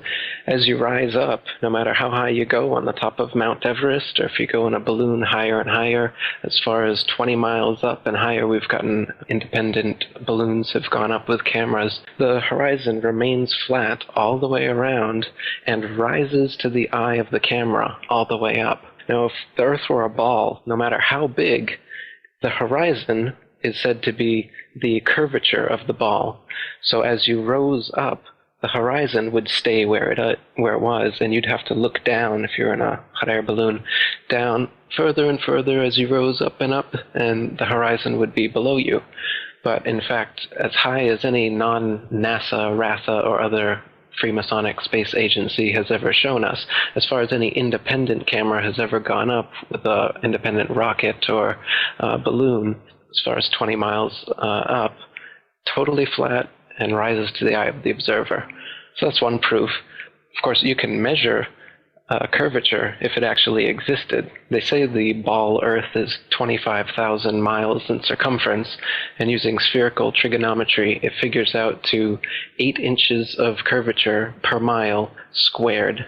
The mile is squared, so for 2 miles, it would be 2 times 2, 4 times 8 inches, 32 inches. And for the third mile, it's 3 squared, which is 3 times 3, 9 times 8 is 72. So you're going 8, 32, 72, 128 inches, and so on. And this is the kind of curvature that would exist on a ball. And specifically on a ball 25,000 miles in circumference, as they say it is. So you can check with theodolites and telescopes and different methods, lasers, to see if the Earth actually does have that curvature. And it's been tested over and over again and found to have no curvature whatsoever. So I mean, even if they had the number wrong and it was 100,000 miles in circumference, there would still be a calculable, measurable curvature that just isn't there. What you're seeing here is a mirage. The only place curvature exists is in NASA photos and videos, and those can be proven to be CGI fakes, and the early ones were literally taken through a round window to make the Earth appear round. An old reel received by mistake. It contains the raw or unedited footage of the crew of Apollo 11, Michael Collins, Edwin Aldrin Jr., and Neil Armstrong, staging part of their mission for nearly an hour in living color, with exceptionally clear behind-the-scenes audio of conversations discussing the techniques used to achieve a disingenuous picture depicting the Earth at a distance. in order to falsely demonstrate their far journey from it and their ability to survive passing through the Van Allen radiation belts. It cannot be misconstrued that this staging was done for some other reason prior to the mission, for the reel itself is slated and dated July 18th, 19th, and 20th, 1969, the very days of the mission when they were said to be approaching and achieving lunar orbit. And that's it. It's just photo trickery and brainwashing that's got the world thinking that we're on a ball spinning around the sun with a magical force called gravity holding us on the underside of this spinning ball. It's all just brainwashing that we've received. It's pseudoscience accepted as legit science. But real science has confirmed geocentricity in the flat Earth for thousands of years. The flat Earth was known to ancient cultures all over the world for thousands of years, and it's actually a relatively recent phenomenon that people have been believing we're on a big ball spinning around the sun. Pythagoras first came up with it about 2,500 years ago. He's also often considered the first Freemason, and it didn't go anywhere much from there until 2,000 years later. Copernicus picked up where he left off, another Jesuit Freemason, and he really picked things up, and Kepler and Galileo and Newton, and now Einstein and NASA, Sagan and Neil deGrasse Tyson, all these people, they're all part of this Freemasonic club that is building a pseudo-scientific worldview to indoctrinate the slave class so that we can be propagandized into doing anything. This is basically the biggest thing you could possibly lie about. So the psychopaths who control society are interested in world domination. The best way to brainwash the whole world is to lie to the whole world about what the world is. What is the earth under your feet? What is in the sky above your head? Where did we come from? You know, it's now, this lie has now evolved into a Big Bang evolution, heliocentric spinning ball cosmology, when in reality, we're not a cosmic accidental sneeze, nothingness turned everything. This is quite obviously intelligently designed, this thing we're experiencing here, this life, this universe. I can't believe anyone in their right mind can look me in the eyes with a straight face and say, no man, it's all random. This is all just random. But people do. Yeah, right. I think you make a lot of great points, man, and I think the curvature argument is pretty damn strong. And I pulled this off your website in the comments section because, to your credit, you spend a lot of time writing thorough answers to questions and responses to critics, and that's where a lot of my questions got answered. And so here's a little more detail about the curvature argument from your site. It seems like lighthouses are one great example. This first one you have is the Isle of Wight Lighthouse in England. It's 180 feet high and can be seen up to 42 miles away, a distance at which modern astronomers say the light should fall 996 feet below the line of sight. Why can you still see it? And then you have several other good examples in the lighthouse department, but another one worth mentioning that people be familiar with is the Statue of Liberty. It stands 326 feet above sea level, and on a clear day can be seen as far as 60 miles away. Now, if the Earth was a globe at the dimensions that they give us, that would put Lady Liberty at an impossible 2,074 feet below the horizon.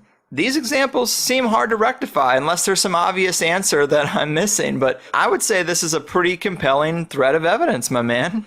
Yeah, the distance at which the light from lighthouses can be seen at sea is just way too far for the Earth to be a ball 25,000 miles in circumference. Another great example is the Notre Dame Antwerp spire, standing 403 feet high from the foot of the tower, with Strasbourg measuring 468 feet above sea level. And so with the aid of a telescope, ships can be seen on the horizon, and captains declare they can see the spire from an amazing 150 miles away. If the Earth were a globe, however, at that distance, the spire should be an entire mile, 5,280 feet below the horizon. So there's a lot of examples like this where you've got a whole mile, say, that the light should be below the horizon. You should not be able to see it. And even light refraction that the naysayers try to bring up can't account for it, as it can only account for 1/12 of whatever the original distance is. So, yeah, the light at which lighthouses can be seen at sea, as well as the fact that canals, tunnels, and railroads are never built with curvature in mind whatsoever. That's not necessary. And if there were, then their plans would be off, in fact. I've got quotes in my book from railroad engineers and canal builders saying how it's hard enough for railroads to make curves horizontally, let alone if we were on a ball and railroads would have to be curving up on the ball. And they give examples of different railroads over the earth and how long they are and how much curvature they'd have to be ascending, and how it would be so impossible for the trains to be able to go up this curve, because trains are made to be on a level. They just can't operate that way. So there's a lot of proofs like that. You mentioned Neil deGrasse Tyson, and one compelling thing you have in your documentary is Neil deGrasse Tyson is on TV and he's talking about the shape of the Earth, and he's talking about how they just discovered now that the Earth is more pear-shaped than it is round. So Earth, throughout its life, even when it formed, it was spinning, and it got a little wider at the equator than it does at the poles. So it's not actually a sphere, it's oblate, and officially it's an oblate spheroid. That's what we call it. But not only that, it's slightly wider below the equator than above the equator. A little chubbier. A little chubbier. Yeah. Chubby's a good way. It's like pear-shaped. Yeah. And I'm thinking, well, we've been seeing pictures of the Earth from space, and it's a perfect circle. So either you don't know what you're talking about, or those pictures aren't real. This is a serious disconnect that's hard to rectify, Neil. Absolutely, yeah. And they've said that it's a sphere, and then they've said that it's an oblate spheroid flattened at the poles, so it's kind of like smushed. And now more recently they're saying it's an oblate spheroid flattened at the poles with a bulge in the south, so it's kind of pear-shaped. So they keep changing it, but you're right, the pictures that they've given us, they show a perfect circle. They don't show any sort of bulge or oblateness as they claim exists. And people say, oh, well, it's just not enough to be seen. But they're claiming it's quite a bit. He said it's the amount of Everest above sea level is how much more oblate it is, supposedly. Right, you would think that would show up in the pictures. Now, a lot of people's first question is going to be, well, where's the edge? And I was surprised to see how easy that is to rectify, but I'm sure you get that a lot. How do you tell people when they come at you with, well, where's the edge? Why aren't people sailing off the edge or whatever? So in the flat Earth model, the North Pole is in the middle, and the Earth is a disk shape, and the Antarctica is all the way around, holding the oceans in. And so it's a fact, if you're at the North Pole and you go south, no matter which actually, it doesn't matter where you are. If you go south, eventually you're going to end up in Antarctica. But on the ball model, it's just a little ice continent underneath the ball. Yet in this model, it's all the way around you, holding the oceans in. As for whether there's an edge beyond the Antarctic ice plateau, this wall that holds everything in is about 100 to 200 feet tall. And once you climb up on the ice wall, it's a plateau of snow that just goes on and on and on. And the public and myself are ignorant at the moment as to whether there is an edge at some point, whether there'd be a barrier, a dome, as many ancient cultures have said there is, or whether it's an infinite flat plain and it's just snow, ice, wind, and darkness forever. So that's still a mystery, how the ice actually terminates. But it is a fact that if you travel south from anywhere on Earth, you will end up at the Antarctic ice wall. The lie is that there's a South Pole, and they've put a ceremonial red and white barbershop pole with a ball Earth on top of it at an arbitrary point along the Antarctic ice.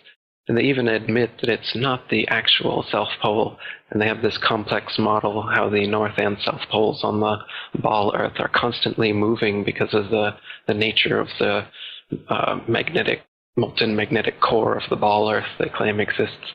But the real reason is they have guided tours there to the South Pole, and if you took a compass and you stood at their ceremonial pole, you should be able to walk in a circle and north would be in every direction.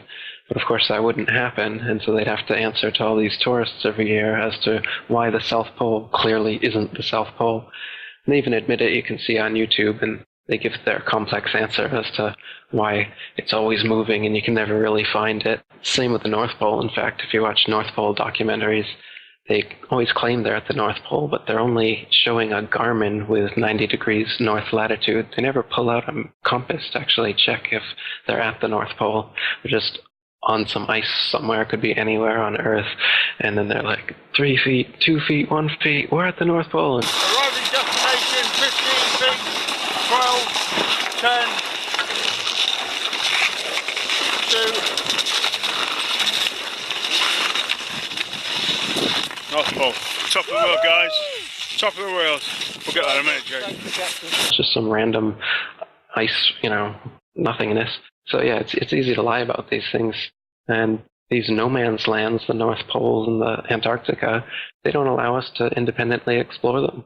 So people like Rodney Clough or Jarl Anderhoy, independent explorers who've wanted to go to the North Pole and Antarctica without getting government pre-approval and only going with their escorts to the places they want you to go, they've actually been turned around at gunpoint by military vessels, not allowing them to go in. Jarl Anderhoy's faced jail time and fines for it as well.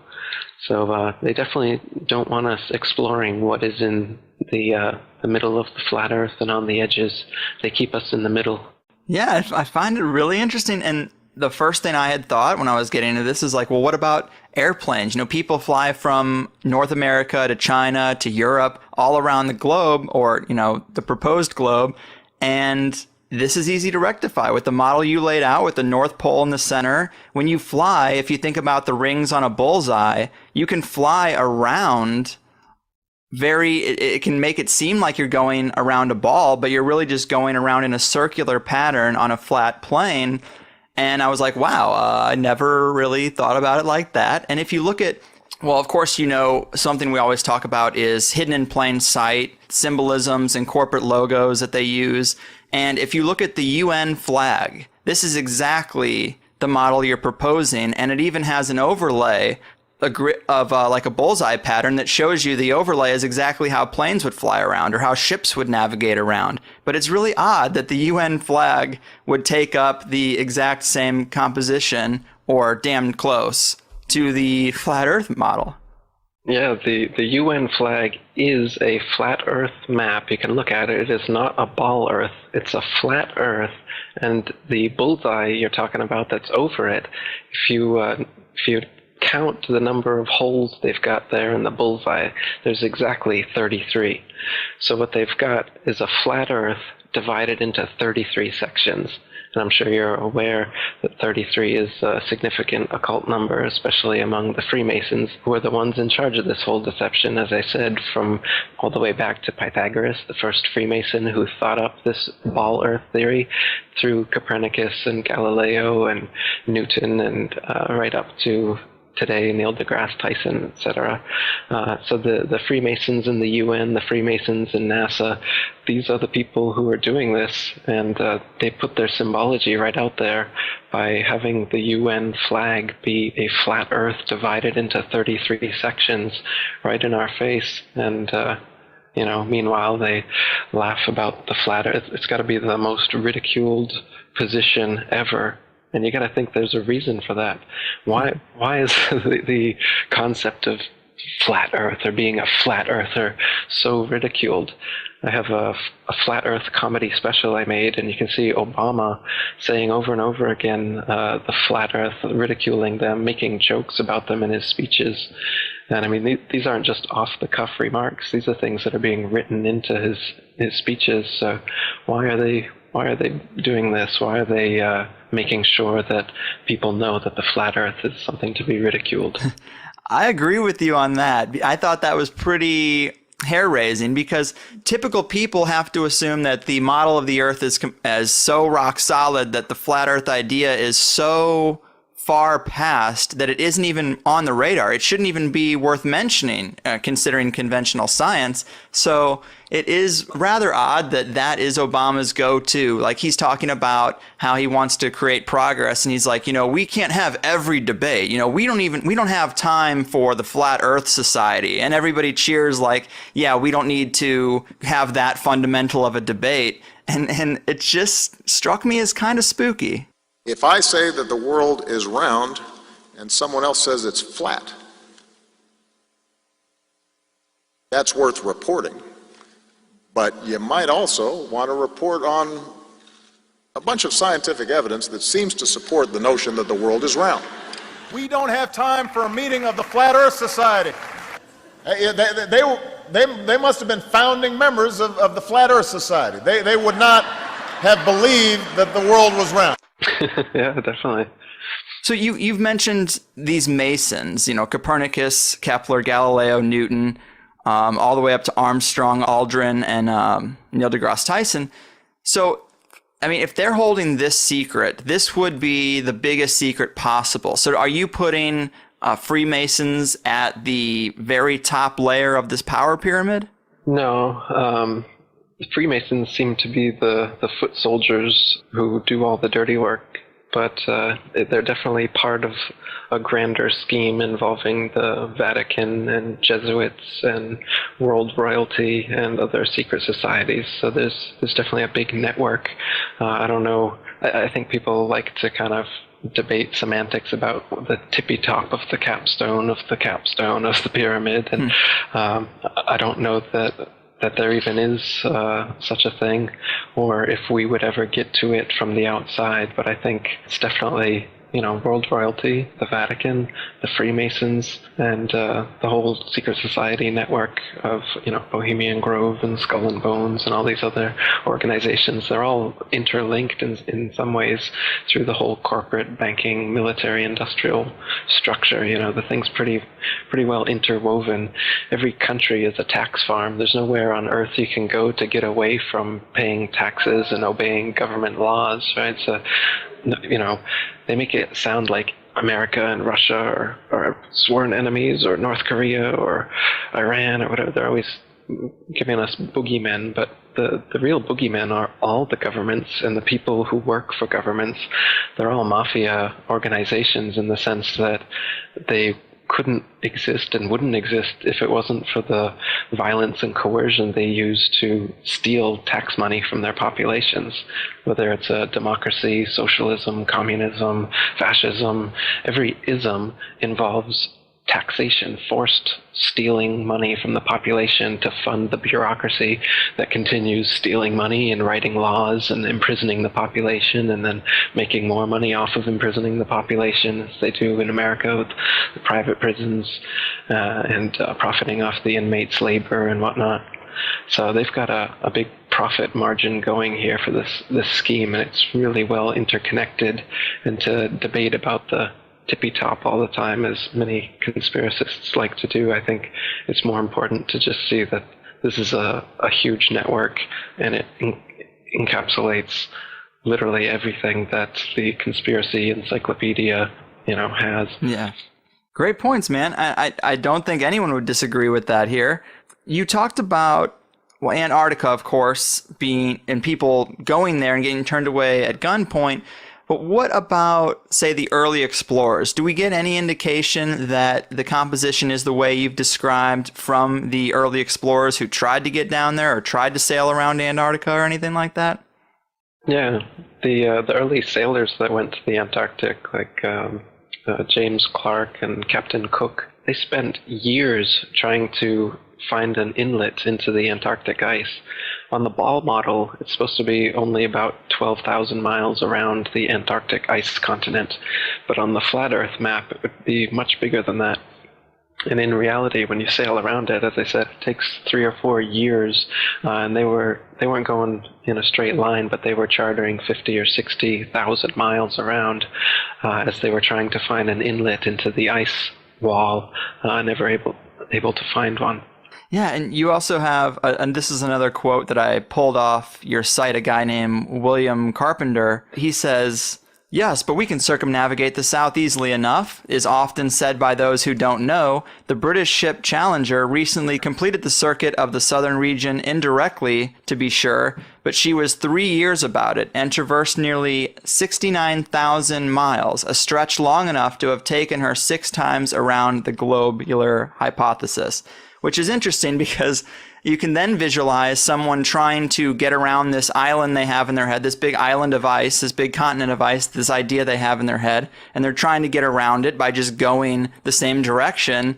And if you picture it in the flat Earth model, you can visualize how they would just be bumping into the edge all the way around until they got back to kind of their starting point, and then they'd go back up north and be like where they were. And to them, they think they went around a big continent, but they did exactly the opposite and went on the inside of a giant edge. And I thought that quote was pretty interesting. Yeah, another thing those early explorers found is that they were always outside of their reckoning every day as far as how far they should have traveled on their maps. So they were an average of 12 to 16 miles, sometimes as much as 29 miles out of reckoning. Lieutenant Charles Wilkes, commander of the United States Navy exploration expedition to the Antarctic in 1838, spent almost 4 years going around, and he was writing in his journal how every day he was sometimes up to 20 miles in less than 18 hours out of reckoning.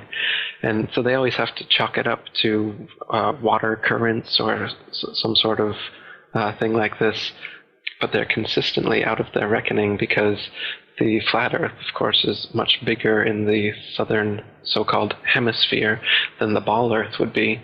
So the maps that they're using are all assuming the ball Earth. They're flat maps, by the way. They use, it's called plain sailing, is the most common used navigation method, which is done assuming the water is a plane, as it actually is. The natural physics of water proves that all the surface of water on Earth is a plane, by the way, because, as you know, water will always find and maintain its own level. So if it's dammed up and then released, it will rapidly rush off in all directions until it remains level. Yet they say that we're on a big ball here, and the oceans are all convex, somehow held on to the Earth through the magical force of gravity, yet we can see with our eyes, and we know through physics, that water maintains and always is level.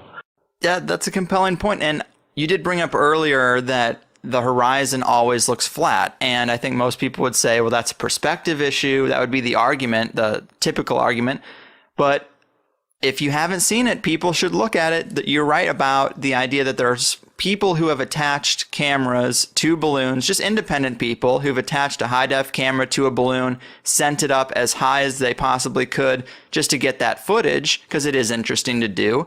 And you are right, as far high as it goes on any of these videos that I've seen, I'm a little surprised that you never see a curvature. Even thousands of feet up, you don't see that curvature. It's a little odd. You'd expect to see it. Yeah, though sometimes you do see curvature, and it's because it's using a wide-angle lens. Right. For instance, on the Red Bull dives that Felix Baumgartner did that everybody has seen, if you notice, the outside cameras are clearly wide-angle lens, and then there's an inside cockpit camera that isn't. And as you're watching it from the outside cameras, you'll notice that the supposed curvature of the ball Earth starts really early on, just as he's lifting off. And the exact same curvature, it stays exactly the same all the way up to the point where he's going to jump. So the curve is the same, but his altitude has risen by many, many miles. The reason the curve is the same, of course, is because it's a wide-angle lens effect. It's not actually the curve of the horizon. It just seems that way. Right. And that's proven by the inside camera, which, as the door opens, you can see the horizon out that inside camera. It has risen to the eye of the camera. As I said, on a ball Earth, you wouldn't open that camera and have the horizon right at eye level in front of you, no matter how big the ball was. That effect can only happen on a flat plane, and you can see in that dive shot that the inside camera the horizon is completely flat. Then it goes to the outside, and you get a huge curve. But when you're looking at some of the amateur balloon footage, some of it's lens corrected, and it's completely flat. And others, like the GoPro stuff, the horizon will fluctuate as the camera spins and tilts. The horizon will go convex and concave, but whenever it's still, it will level off at completely level.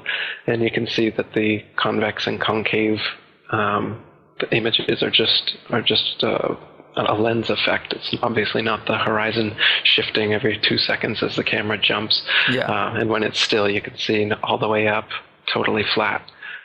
Yeah, I have a GoPro, so I'm very familiar with that fisheye lens, which, that's not going to be reliable for what we're trying to look at. And another thing about that guy who does the jump from the upper atmosphere, when he lands, he does a Masonic hand symbol. So he very well could just be another pawn in the game to create the illusion. I thought that was pretty interesting.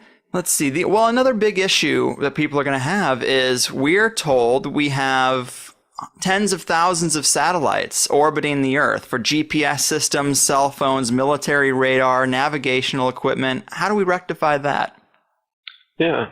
Well, and they also say that there's an International Space Station out there, and there's a Hubble telescope floating out there taking wonderful CGI Photoshop pictures that they send us back with their amazing 400-mile outer space internet connection to the Hubble Space Telescope. And now the internet space connection has gone to over 1 million miles with the new Rosetta mission. Have you seen that one? The CGI Photoshop pictures from that are just wonderful and well worth the billions of dollars we're spending to get them. So the illusion is that there's a space station and satellites and telescopes just floating out there in infinite space. But you and I know that no matter how high you go, you come right back down. Whatever goes up must come down. The illusion is that at some point, if you go high enough, this gravity they claim exists that pulls you back down to the Earth, suddenly just you pop out of it and into the vacuum of space. Now, the vacuum of space can't exist because it's connected to the non-vacuum of the atmosphere in Earth and all the other supposed planets that exist. So a vacuum must be a closed system. But they claim space is a vacuum and space is an open system. So it's philosophically impossible for space to be a vacuum. And the way that they fool us into thinking that this actually is plausible is threefold. First way they do it is in zero-G planes, which are Boeing 737s that do parabolic maneuvers that have a free-fall illusion, a free-fall effect rather, that happens for about a minute, where you can be floating in these planes. And that's how they get this outer space look, like you're floating in outer space. The second way is through wires, harnesses, and green screen for the longer shots. In the ISS, for instance, they do that. And the third way, for like the outside shots they do, are in pools. They're actually underwater. And this is confirmed by the fact that there's bubbles rising in the pool in a lot of their shots. And people on YouTube have dissected a lot of the ISS and other supposed space footage and all the space bubbles that are coming out of their helmets. Some people are even wearing scuba gear. They found that as well. So that they fake these zero-G illusions by being in water, by being in zero-G planes, and by being in harnesses in front of a green screen. And that makes us think that it's possible that out there in space you could just be kind of floating around like they show us in the movies. But as far as we'll ever know, as far as you or I would ever know, we go as high as we can in a plane or a balloon or a rocket, and we come right back down. Even the rockets they send up, if you're honest about it, you'll notice that they don't go straight up. All their rockets start a parabolic curve, they start to arc over, and the ones they claim are successful are the ones that go out of view before they come all the way back down.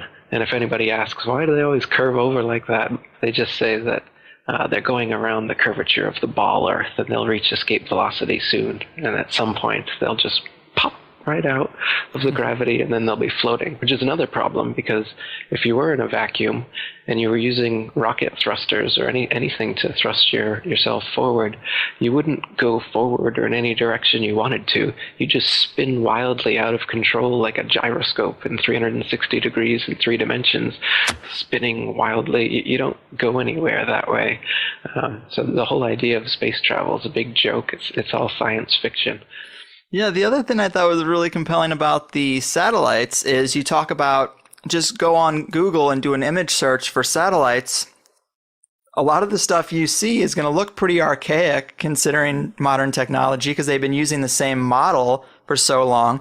But almost everything, well, if this model is to be true, it'd have to be everything. But everything you see looks CGI, or it looks like a little computer graphic of a satellite. Where are the pictures of Earth with 20,000 satellites orbiting it? If we have an International Space Station, can't you get a photograph that has all these little dots that should look like lice all around the Earth's outer atmosphere? That's one issue, but also the temperature. They tell us the thermosphere is 2,000 degrees Celsius. Well, what metal is going to be able to withstand that kind of heat? What computer can survive in that environment? Yeah, that's right. Those are 2 more good points for why satellites, well, we shouldn't just assume that these things exist just because people say they do. If you want to be scientific and you want to be a real skeptic, you want to be a critical thinker, then you should only accept things that you can verify with your senses and with evidence yourself. So, people think it's crazy to believe that satellites don't exist. But really, it's crazy to believe that satellites do exist when you have no evidence and can never verify it for yourself. Just like these space programs and space telescopes and all these other things that we will never confirm. As far as we know, if I go up on a plane and I jump out, I'm coming back to Earth. Doesn't matter how high I go. I'm not going to start floating at some point like they claim happens, and has to happen if there are satellites out there. But as you said, if you look at the pictures of satellites and the pictures that these satellites are supposedly taking, they're all CGI. The satellite itself is fake. The pictures of the Earth look like cartoons. They claim almost all of them are composites, which is their word.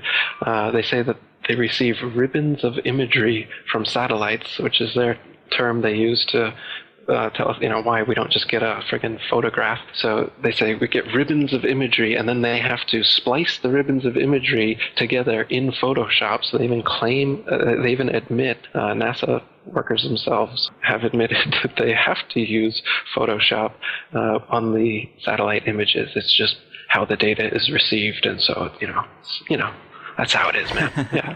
NASA's Rob Simon made this. Simon's job is... It's primarily taking data and making pictures out of it. That's what this is, a composite of data sets from several different instruments translated into a picture. So we actually had to take clouds out. They stashed the clouds for later, went onto the ocean. That came from an instrument that measures phytoplankton in the sea. Where it was low, I colored it dark blue because they're low mostly in mid-oceans. And then where it was a little bit higher, it was like a little bit brighter green. Then add the clouds back in. There's a small problem with it because there's a very slight gap in between each orbit. So some of those are painted on. It is photoshopped, but it's has to be.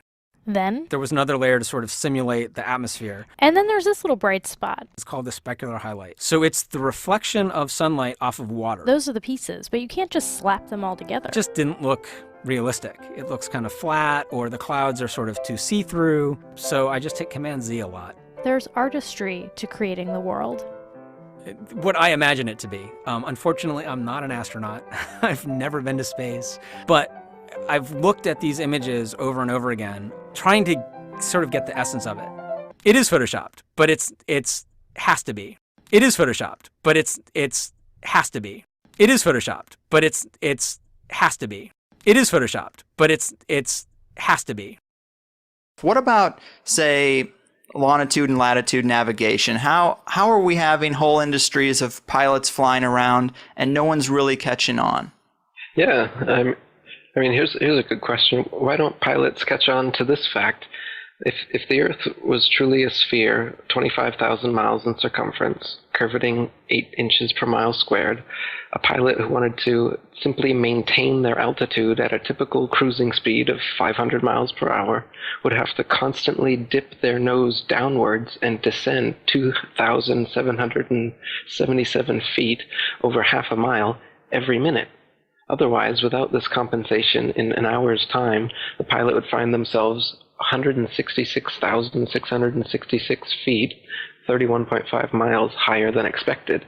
You just end up flying off into outer space if you weren't constantly dipping your nose down to fly around the ball. And so, like I said, if at the typical cruising speed of most planes, you'd have to be descending half a mile every single minute. And this never happens. I've talked to pilots. Once you get to your cruising altitude, the artificial horizon maintains level. It don't touch the controls, just keeps on going.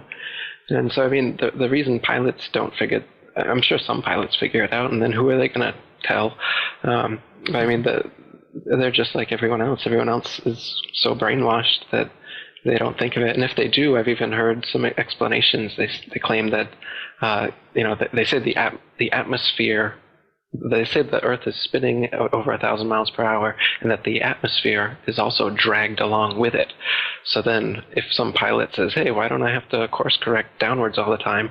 Their explanation is that this atmosphere that's being magically dragged with the spinning ball Earth also magically course corrects planes so that they stay at exactly the same altitude because they're in that atmosphere, that magical atmosphere that helps you curve around the ball Earth, man. They've got explanations for everything. Mm-hmm.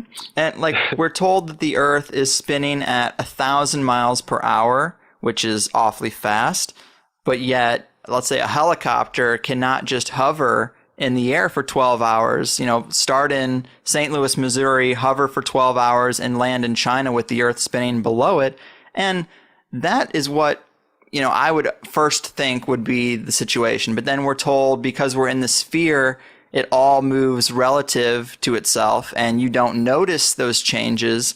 And see, I'm not a physicist, I'm not a pilot, and so it's hard for me to really play devil's advocate for their position.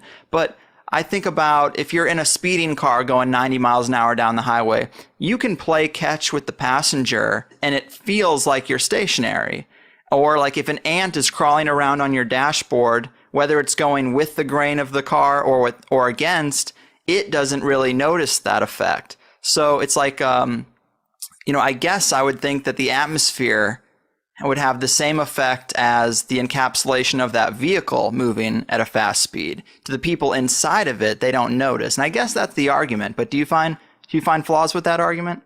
Yeah, because once again, it's explaining away your common sense and your experience, which is that you're not moving whatsoever. And so they say, yes, you are moving, silly, but you're just moving at such a constant velocity that you don't notice it whatsoever. Now, even if you're in the best Rolls Royce over the best tar, smoothly going, you close your eyes, I can still tell I'm moving, and that's not going 1,000 miles per hour, that's just going 50 or whatever we're talking about here. Let's keep it at 20. Ready? Bear in mind we're 4 ahead of us.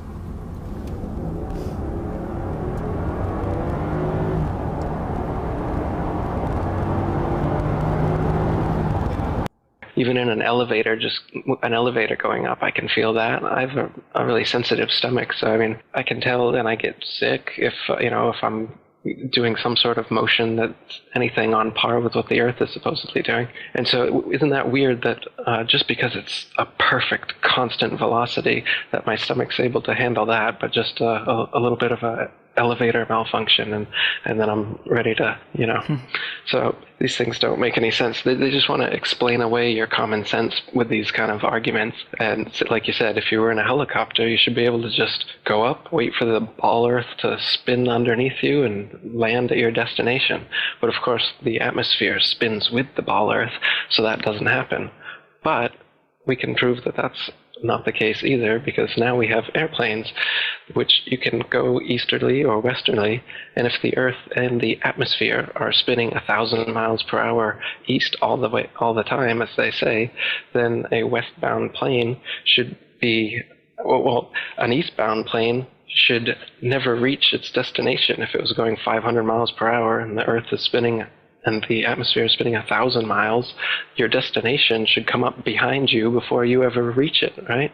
And then destinations going the opposite way are going to take far, far longer than they do.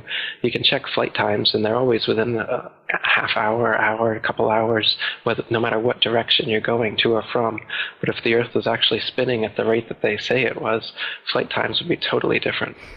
It makes sense, but yet I've been taught from an early age not to trust myself because they've got it on lock. So I just assume that the physics all kind of works out. But I know there are people who go to school for physics. You know, they study it for years and years. And it's just odd that none of them ever catch on to it. That I guess that guys like Newton created this entire fake science around a fake model, and yet all the math checks out. That's a little hard for me to rectify. Well, they're counting on that. That's why they've got all these huge formulas and calculations for gravity and whatnot that are based on nothing. So, like, they've got a weight for the ball Earth, all based on their gravity calculations. And you can Wikipedia it, and you'll see pages of, mathematic language that makes no sense to 99.9% of the population. But apparently the math works out, so it's real, right? So it's just another way, just like the CGI images or whatever. Some people are fooled by the images. Some people are fooled by the math. Some people are fooled by, this or that. They've got many different ways to get us in their grips. Like you said, the whole education system is teaching us not to believe our senses. Like the model they show, the ball Earth model with a crust on the outside and the outer mantle and the inner mantle and the outer core and the inner core. Guess what? They've only ever dug 8 miles down into the crust, so they don't even know what's beneath that. It took them almost 30 years to get there, and they couldn't get any further in the Russian Kola Ultra Deep, it's called. So it's all speculation as to these layers of the ball Earth they claim exist, and it's the inner layer of molten magnetic core, whatever they claim, creates the magnetism of the Earth. And so this is another funny thing. They claim that the core that we've never gotten to, so that can't be confirmed existed, causes a magnetic effect on the ball Earth, so that at one point at the top of the ball is a pole, and at the exact opposite point on the ball is an opposite magnetic pole. But this doesn't exist anywhere in nature. You can't find a sphere, and at one point on the magnetic sphere, it will cause another magnetic sphere to stick to it in that little point, and then and then push away from the opposite point. It doesn't exist like that. Only bar magnets can do that. What do exist, however, are ring magnets, and those are shaped just like the flat Earth model, where the pole is in the middle, and then the opposite pole is actually every point along the circumference. So the magnetic explanation, which a lot of people will bring up, well, how does magnetism work if we're on a flat Earth? The accepted model is that it's this spinning molten magnet stuff in the core that creates this kind of north-south ball magnet, which doesn't actually exist anywhere in nature. Yet the ring magnet, which is it's in loudspeakers and other things, that's the flat Earth model, and that actually does exist. So that's an actual magnet instead of an imaginary magnet like they claim exists. And we'll actually admit that I don't know what's under the flat Earth. We've only gone 8 miles down, and we haven't gotten to the bottom of the Pacific. All I know is, as far as we can tell, the water is completely flat, and the land is flat, other than hills, valleys, and mountains over a long period of space. There's no convex or concave curvature. It's totally flat. Yeah, and I guess you could say science is designed exactly how economics and taxes are designed. The increasing complexity makes it so the average individual just has to trust the experts. You can follow it to a certain point, but then most people say, well, that's a little bit beyond me, but there's experts out there. They know what they're doing. I'm sure that this fractional reserve banking system, this debt-based system of rule, is just fine. I'm sure the taxes I'm paying are totally fair. They've got the code. They got the big book. They wouldn't overcharge me. They wouldn't, pull any scams on me. And you could apply the same thing to, of course, science, but it's just to what degree? This is a really far out degree. That's right, yeah. I mean, our eyes and experience tell us the Earth is flat and motionless, and everything in the sky revolves around us. But when we cease to believe our own eyes and experience, we have to prostrate ourselves at the feet of these very pseudoscientists who are blinding us, treat them as experts, astronomical priests who have special knowledge only they can access, like the Hubble telescope. So by brainwashing us of something so gigantic and fundamental, it actually makes every other kind of lesser indoctrination a piece of cake. Earth being the flat, fixed center of the universe around which everything in the heavens revolves gives a special importance and significance not only to Earth, but to us humans, the most intelligent among the intelligent designers' designs. By turning Earth into a spinning ball thrown around the sun and shot through infinite space from a godless Big Bang, they turn humanity into a random, meaningless, purposeless accident of a blind, dumb universe. So it's like trauma-based mind control, beating the divinity out of us with their mental manipulations. People are always asking, why do they do this? Other than the obvious profit margin motive, NASA being the biggest black budget black hole in existence, sucking in over $30 billion taxpayer money for the fake moon landings alone. Nowadays, hundreds of billions of dollars, and not just NASA, but RASA and all the other fake space organizations around the world, giving CGI images for hundreds of billions of dollars. So this modern atheist Big Bang heliocentric globe Earth chance evolution paradigm spiritually controls humanity by removing God or any sort of intelligent design and replaces purposeful divine creation with haphazard random cosmic coincidence. And so by removing Earth from the motionless center of the universe, these Masons have moved us physically and metaphysically from a place of supreme importance to one of complete nihilistic indifference. If the Earth is the center of the universe, then the ideas of God, creation, and a purpose for human existence are resplendent. But if the Earth is just one of billions of planets revolving around billions of stars and billions of galaxies, then the ideas of God, creation, and a specific purpose for Earth and human existence become highly implausible.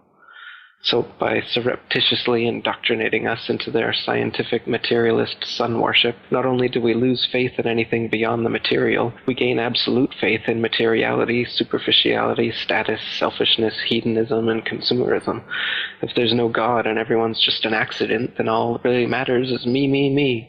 So they've turned Madonna, the mother of God, into the material girl living in a material world. Their rich, powerful corporations with their slick sun cult logos sell us idols to worship, slowly taking over the world while we tacitly believe their science, vote for their politicians, buy their products, listen to their music, watch their movies, all sacrificing our souls at the altar of materialism.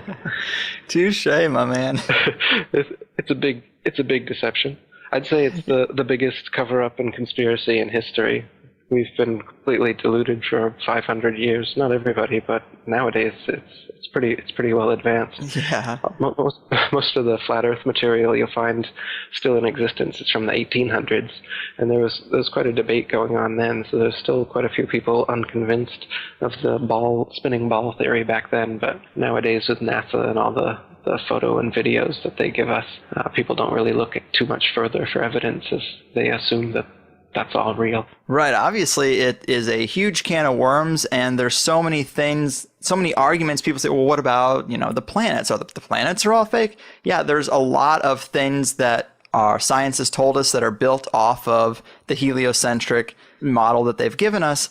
And I think that if there's any unanswered questions by the time we're done here, if people go online and take their question and they look it up on either the comment section of your website, or I was very surprised to see how many people really are questioning the heliocentric model online. I thought it would be far less, but if you take the question you may have and you ask it to the so-called experts on the idea, they will have an answer for you. And I guess I would say challenge yourself to try to stump one. Challenge yourself to try to come up with something that they can't explain, and then say it's bullshit. But until then, maybe you should keep an open mind.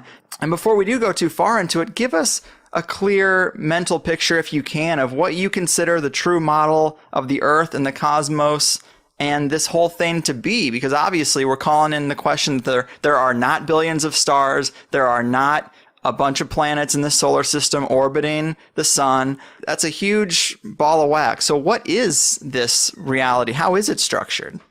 So if you look up at the sky with your eyes or with a telescope, you can't tell the difference between a star and a planet. The planets were always known as wandering stars, and the regular stars as fixed stars for thousands of years. Nowadays, they claim that planets are Earth-like spherical terra firma that you can walk on up there in outer space.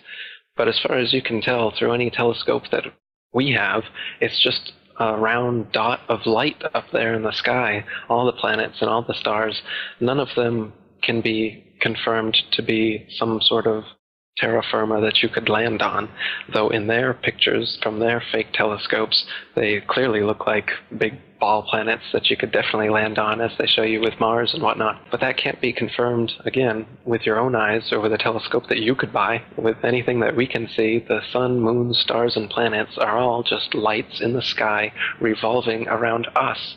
They claim that we revolve around the sun and the moon revolves around us, and the stars are actually distant suns trillions upon trillions of miles away. Now, this wasn't always that way. They've actually been reverse engineering these explanations as they go along, because geocentric flat earthers throughout the centuries have come up with good objections, such as Tycho Brahe's objection that if the Earth is a ball spinning around the sun, in 6 months' time we should be 200 million miles on the other side of the sun.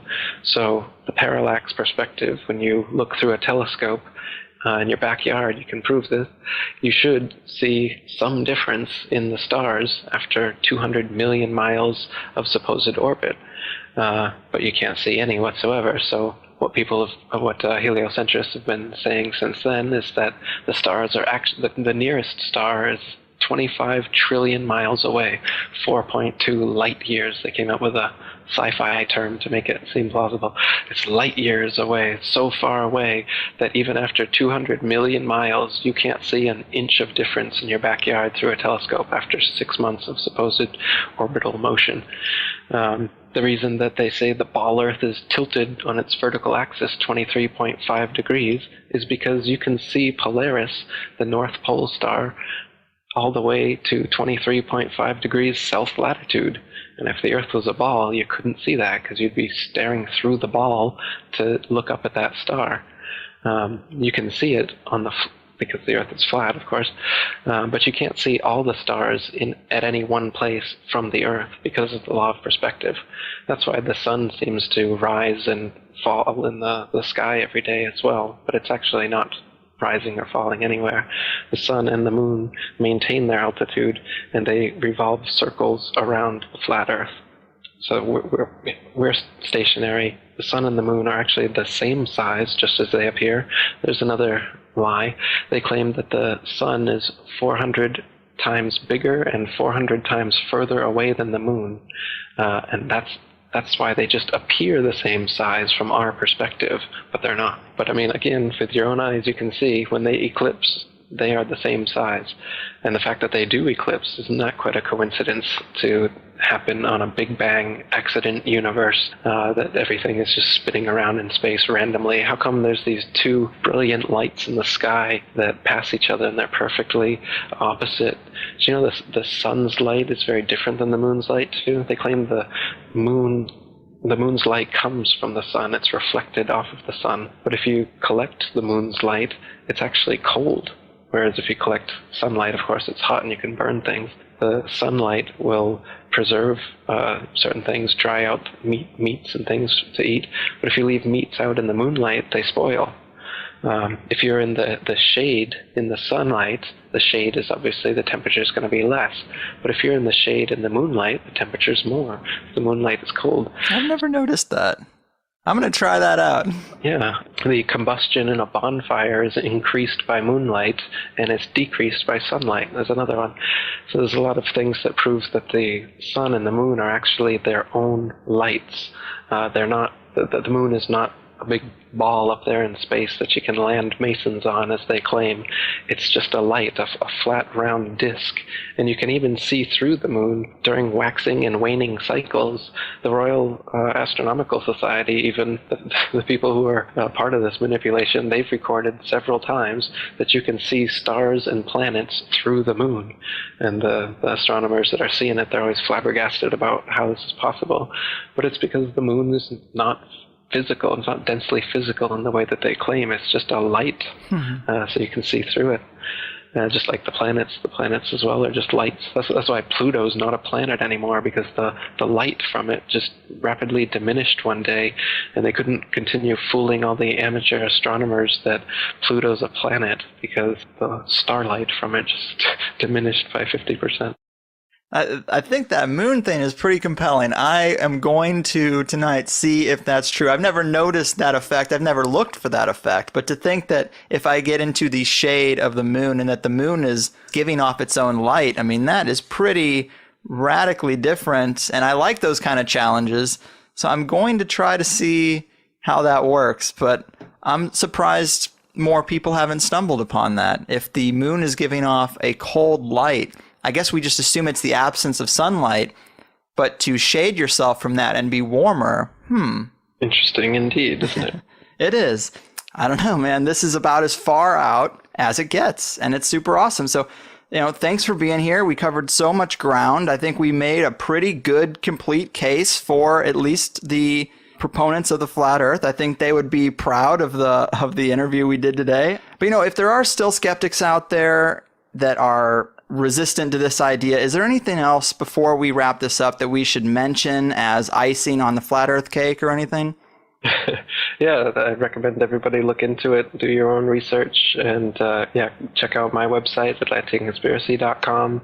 My book and documentary is free on YouTube, The Flat Earth Conspiracy, and I've just restarted the International Flat Earth Research Society. You can come see some of the message board stuff we're doing over there at ifers.boards.net. Perfect, man. And I did want to mention also real quick, for people who are going to go look this stuff up, you might want to avoid the Flat Earth Society, because they seem to be controlled opposition. You have a post about that, how the Flat Earth Society, the official group, they purposely sound crazy. They purposely don't answer things correctly. And when you trace back some of the people who are involved, they are Masons as well. So it seems like they might have this group set up to look stupid. Maybe avoid that. Exactly. The Flat Earth Society was set up after the International Flat Earth Research Society was set up as the controlled opposition to bring people away from that society. Charles K. Johnson, who ran that society, he had his house burned down and all of his flat earth material was burned in the fire, and he claimed to his dying day that it was done by a NASA agent who also tried to murder him.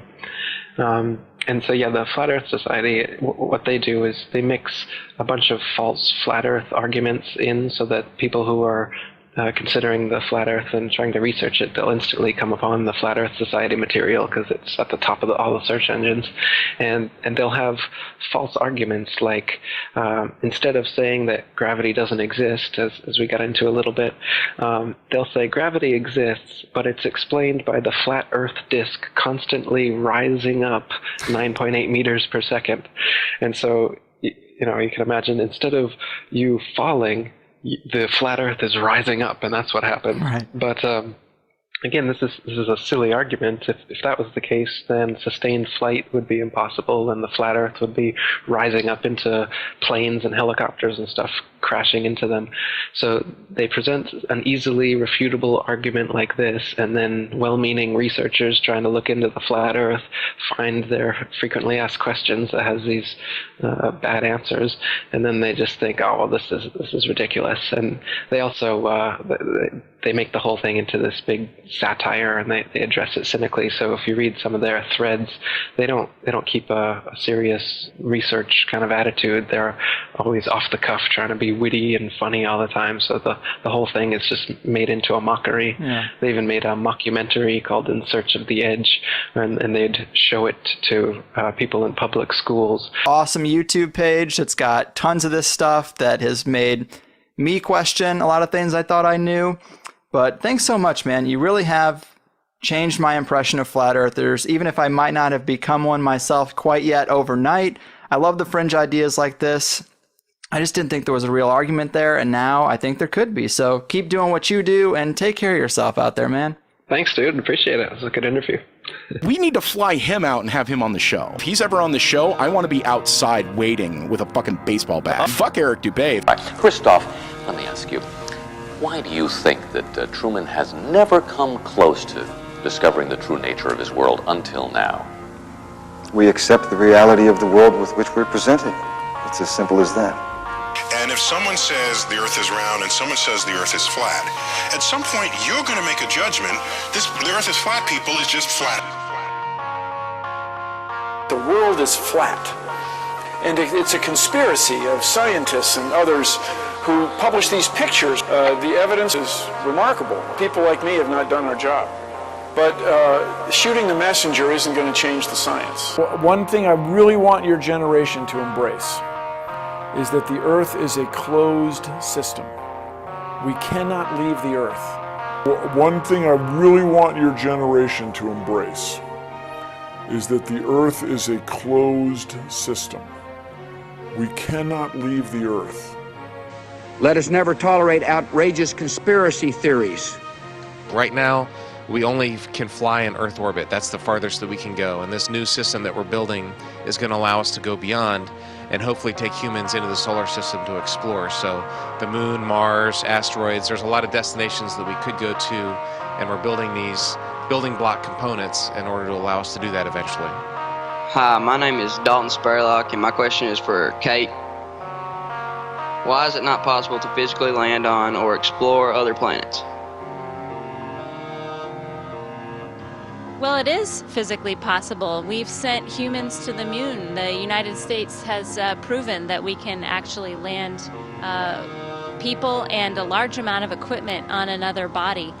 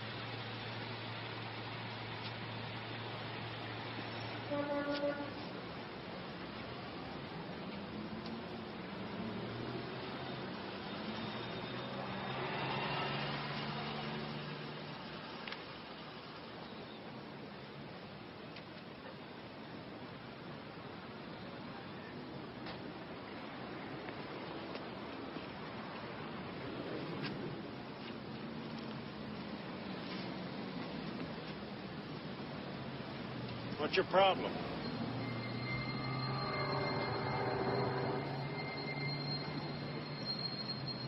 I said, what's your problem?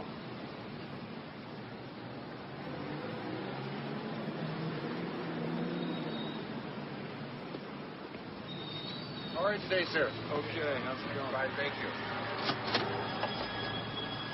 Thank you, sir.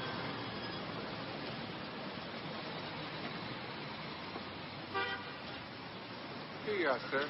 Thank you.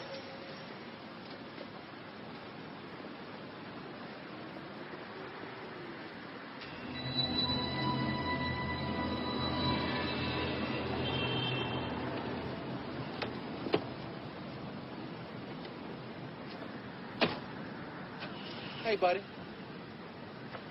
You gonna pay for that or what?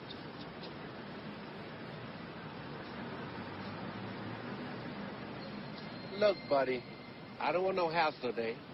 Either pay for it or put it back.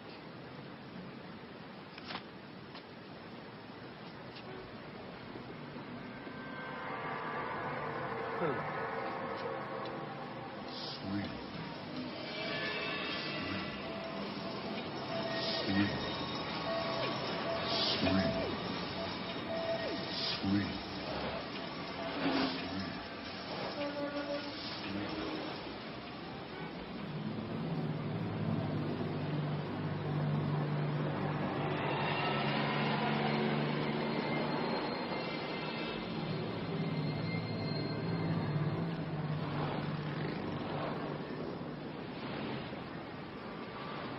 Can you believe it? She didn't even go to Lamar's class. I told her, for yourself and for the baby. Go!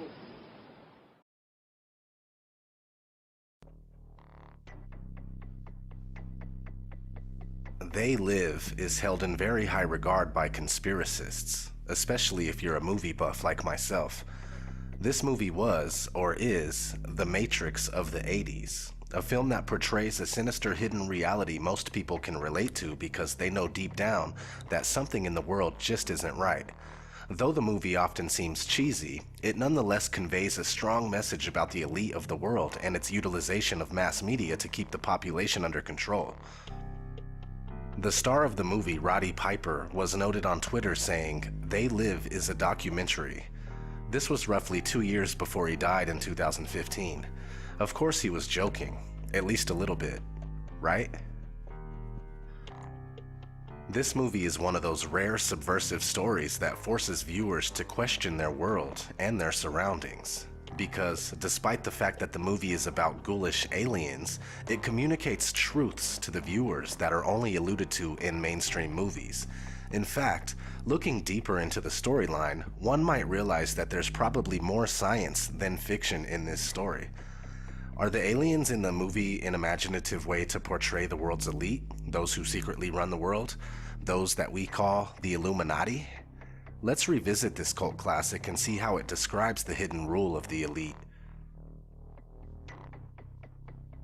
Right from the beginning, as we see Nada walking around Los Angeles with his backpack, the movie sets a particular mood. Something is not quite right. There is a sense of impending doom in the air. Poverty is rampant, helicopters fly all around the city, and street preachers speak of soulless beings that rule the world. They have taken the hearts and minds of our leaders. They have recruited the rich and the powerful, and they have blinded us to the truth. Our human spirit is corrupted. Why do we worship greed? Because outside the limit of our sight, feeding off us, perched on top of us from birth to death, are our owners. Our owners. They have us. They control us. They are our masters. Wake up. They're all about you, all around you. Is the preacher's description of the masters applicable to the Illuminati? As we follow Nada's aimless drifting across the city, the camera often focuses on people gazing blankly at television screens, mindlessly absorbing the feeble messages it communicates. Regular Joes appear to truly enjoy their television shows, until an obscure organization hacks the airwaves to broadcast subversive messages about the hidden rulers of the world. Natural looking, easy to apply nails, pre-colored in 7 luscious hues. Just... Our impulses are being redirected. We are living in an artificially induced state of consciousness that resembles sleep. Oh, goddamn hacker, that second time tonight that asshole's cut in. The movement was begun 8 months ago by a small group of scientists who discovered, quite by accident, these signals being sent through... Thing's giving me a headache. Yeah, tell me about it. Must took the hackers months to figure out how to do this. The poor and the underclass are growing. Racial justice and human rights are non-existent. They have created a repressive society, and we are their unwitting accomplices. Their intention to rule rests with the annihilation of consciousness. We have been lulled into a trance. They have made us indifferent to ourselves, to others. We are focused only on our own gain.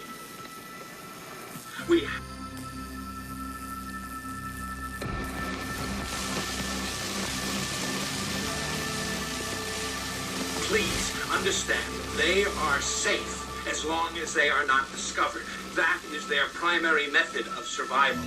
Keep us asleep, keep us selfish, keep us sedated.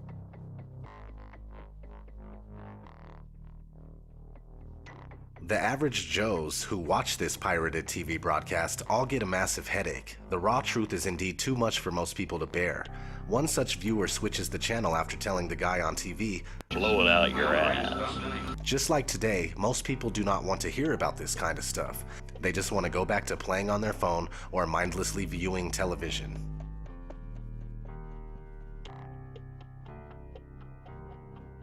Nada realizes that the street preacher and the man on television are connected through a local church. When he sneaks into the church, he discovers that it's actually the headquarters of an underground organization.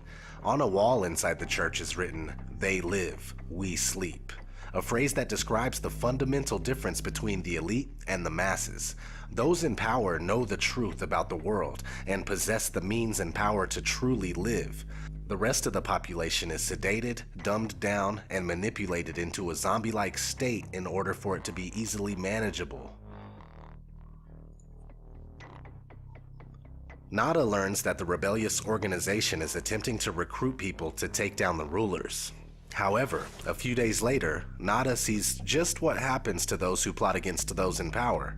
Helicopters, bulldozers, and police in full riot gear raid the place, destroy everything, and arrest the members of the underground organization. That is how the elite respond to contrary views. After witnessing the violent police shakedown, Nada begins to realize that something is wrong in America. The guy who believed in working hard and following the rules is starting to believe that something is completely out of place here. Determined to learn more, Nada re-enters the church and finds a few interesting things. First, "They live, we sleep" has been painted over. They don't want that message to be known. More importantly, Nada discovers a box full of sunglasses. While the sunglasses appear on the surface to be worthless, they actually provide Nada with the greatest gift of all, the truth. When he has the sunglasses on, Nada sees through the smoke and mirrors projected by advertisement and mass media. He only sees the core of their message and the only reason why they exist. No matter which magazine Nada flips open, he sees the same subliminal messages, which tells a lot about the true function of celebrity and fashion magazines. Despite the fact that they are all different, they all ultimately serve the same purpose, to reinforce messages from the elite to the masses. Nada also quickly understands the truth about money. It brings a whole new meaning to the phrase, "In God we trust." Nada's most shocking discovery concerns the people around him. Some people are not human. They are from another race that has infiltrated society. Nada realizes that they are everywhere and that they hold positions of power, like this politician giving a speech on television.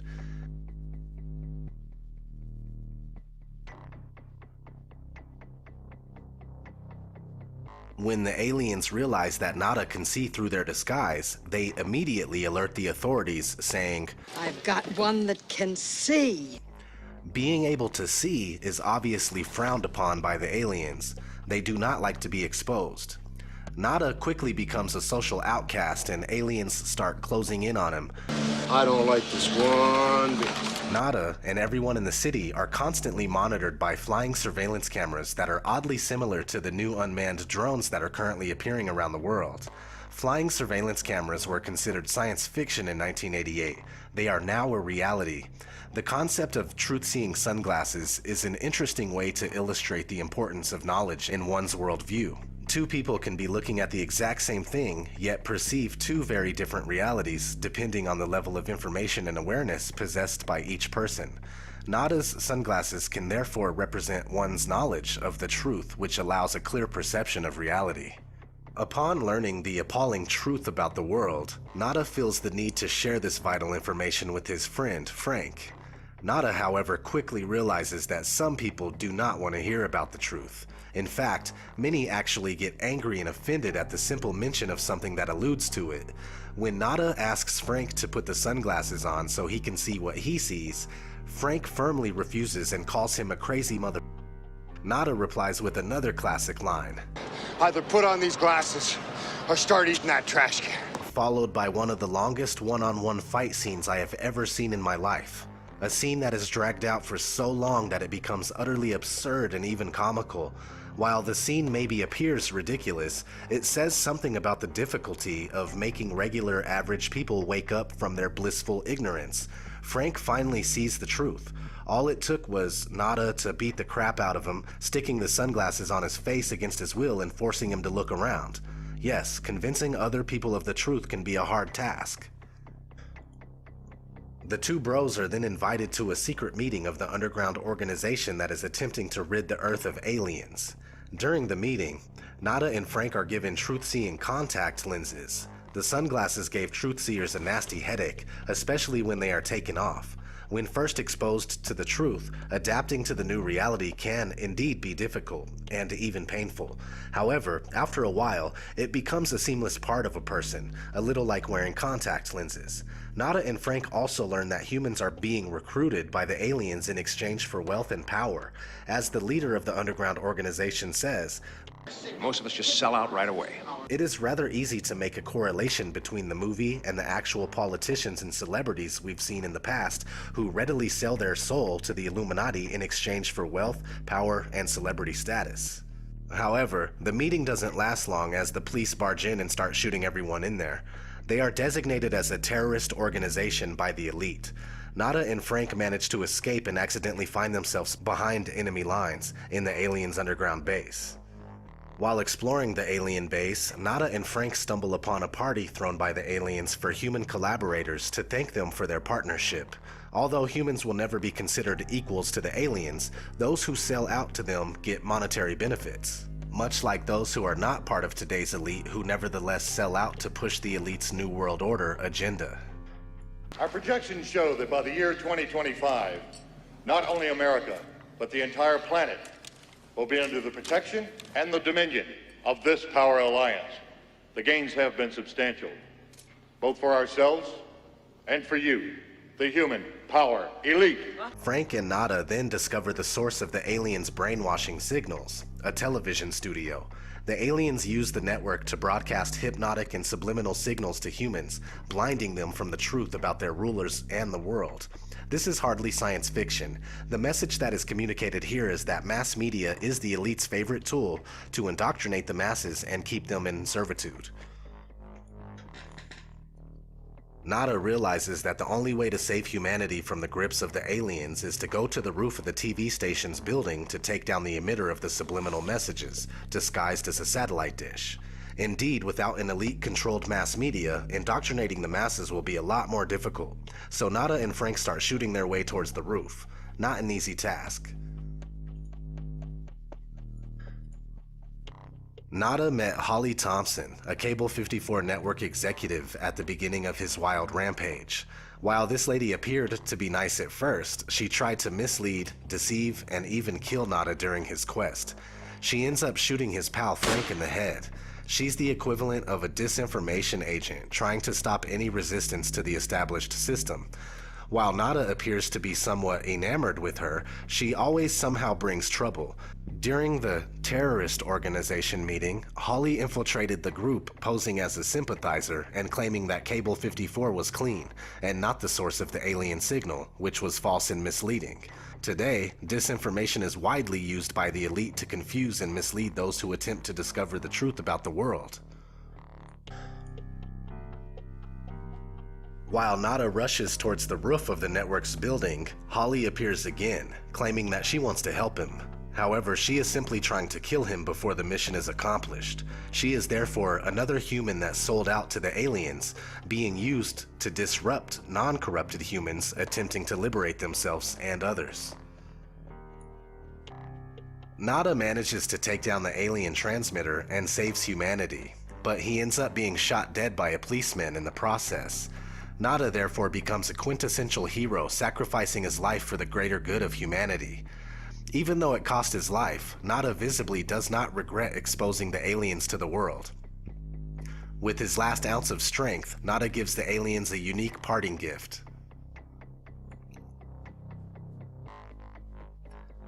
Once the aliens' satellite dish is down, the masses are able to see the world as it is. The aliens' ugly faces are exposed to the world. TV viewers all over now realize that those giving the daily news were also those who controlled them.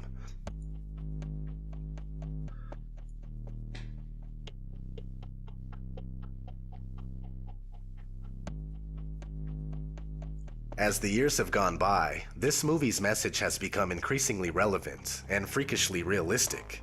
In the movie, the rulers are portrayed as a completely different race that perceive humans as inferior, something that can easily be correlated to the attitudes of the bloodlines of the Illuminati, or even the Zionist Jews that refer to all non-Jews as Goyim.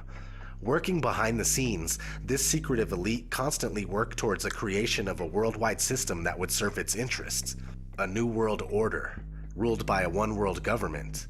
To facilitate the ruler's work, the masses are kept in the dark and are distracted with the fake puppet show that is politics, and the no independent thought programming that is the mass media.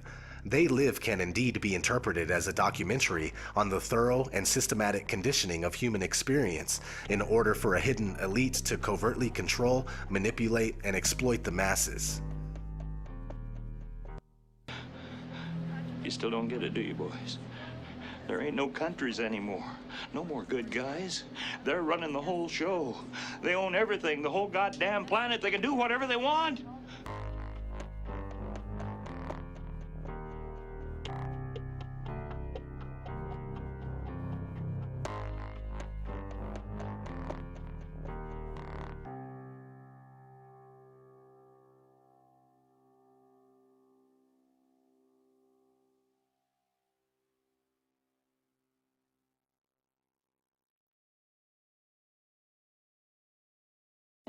"90 seconds and counting. The 51L mission ready to go." In Los Angeles, where it is 3 hours earlier than This is a special report from Channel 4 News. Good morning, I'm Ken Shocknick, and Space Shuttle Challenger is just a few seconds away from blasting off from the Kennedy Space Center near Cape Canaveral, Florida. Let's take a look right now. 7, 6, we have main engine start.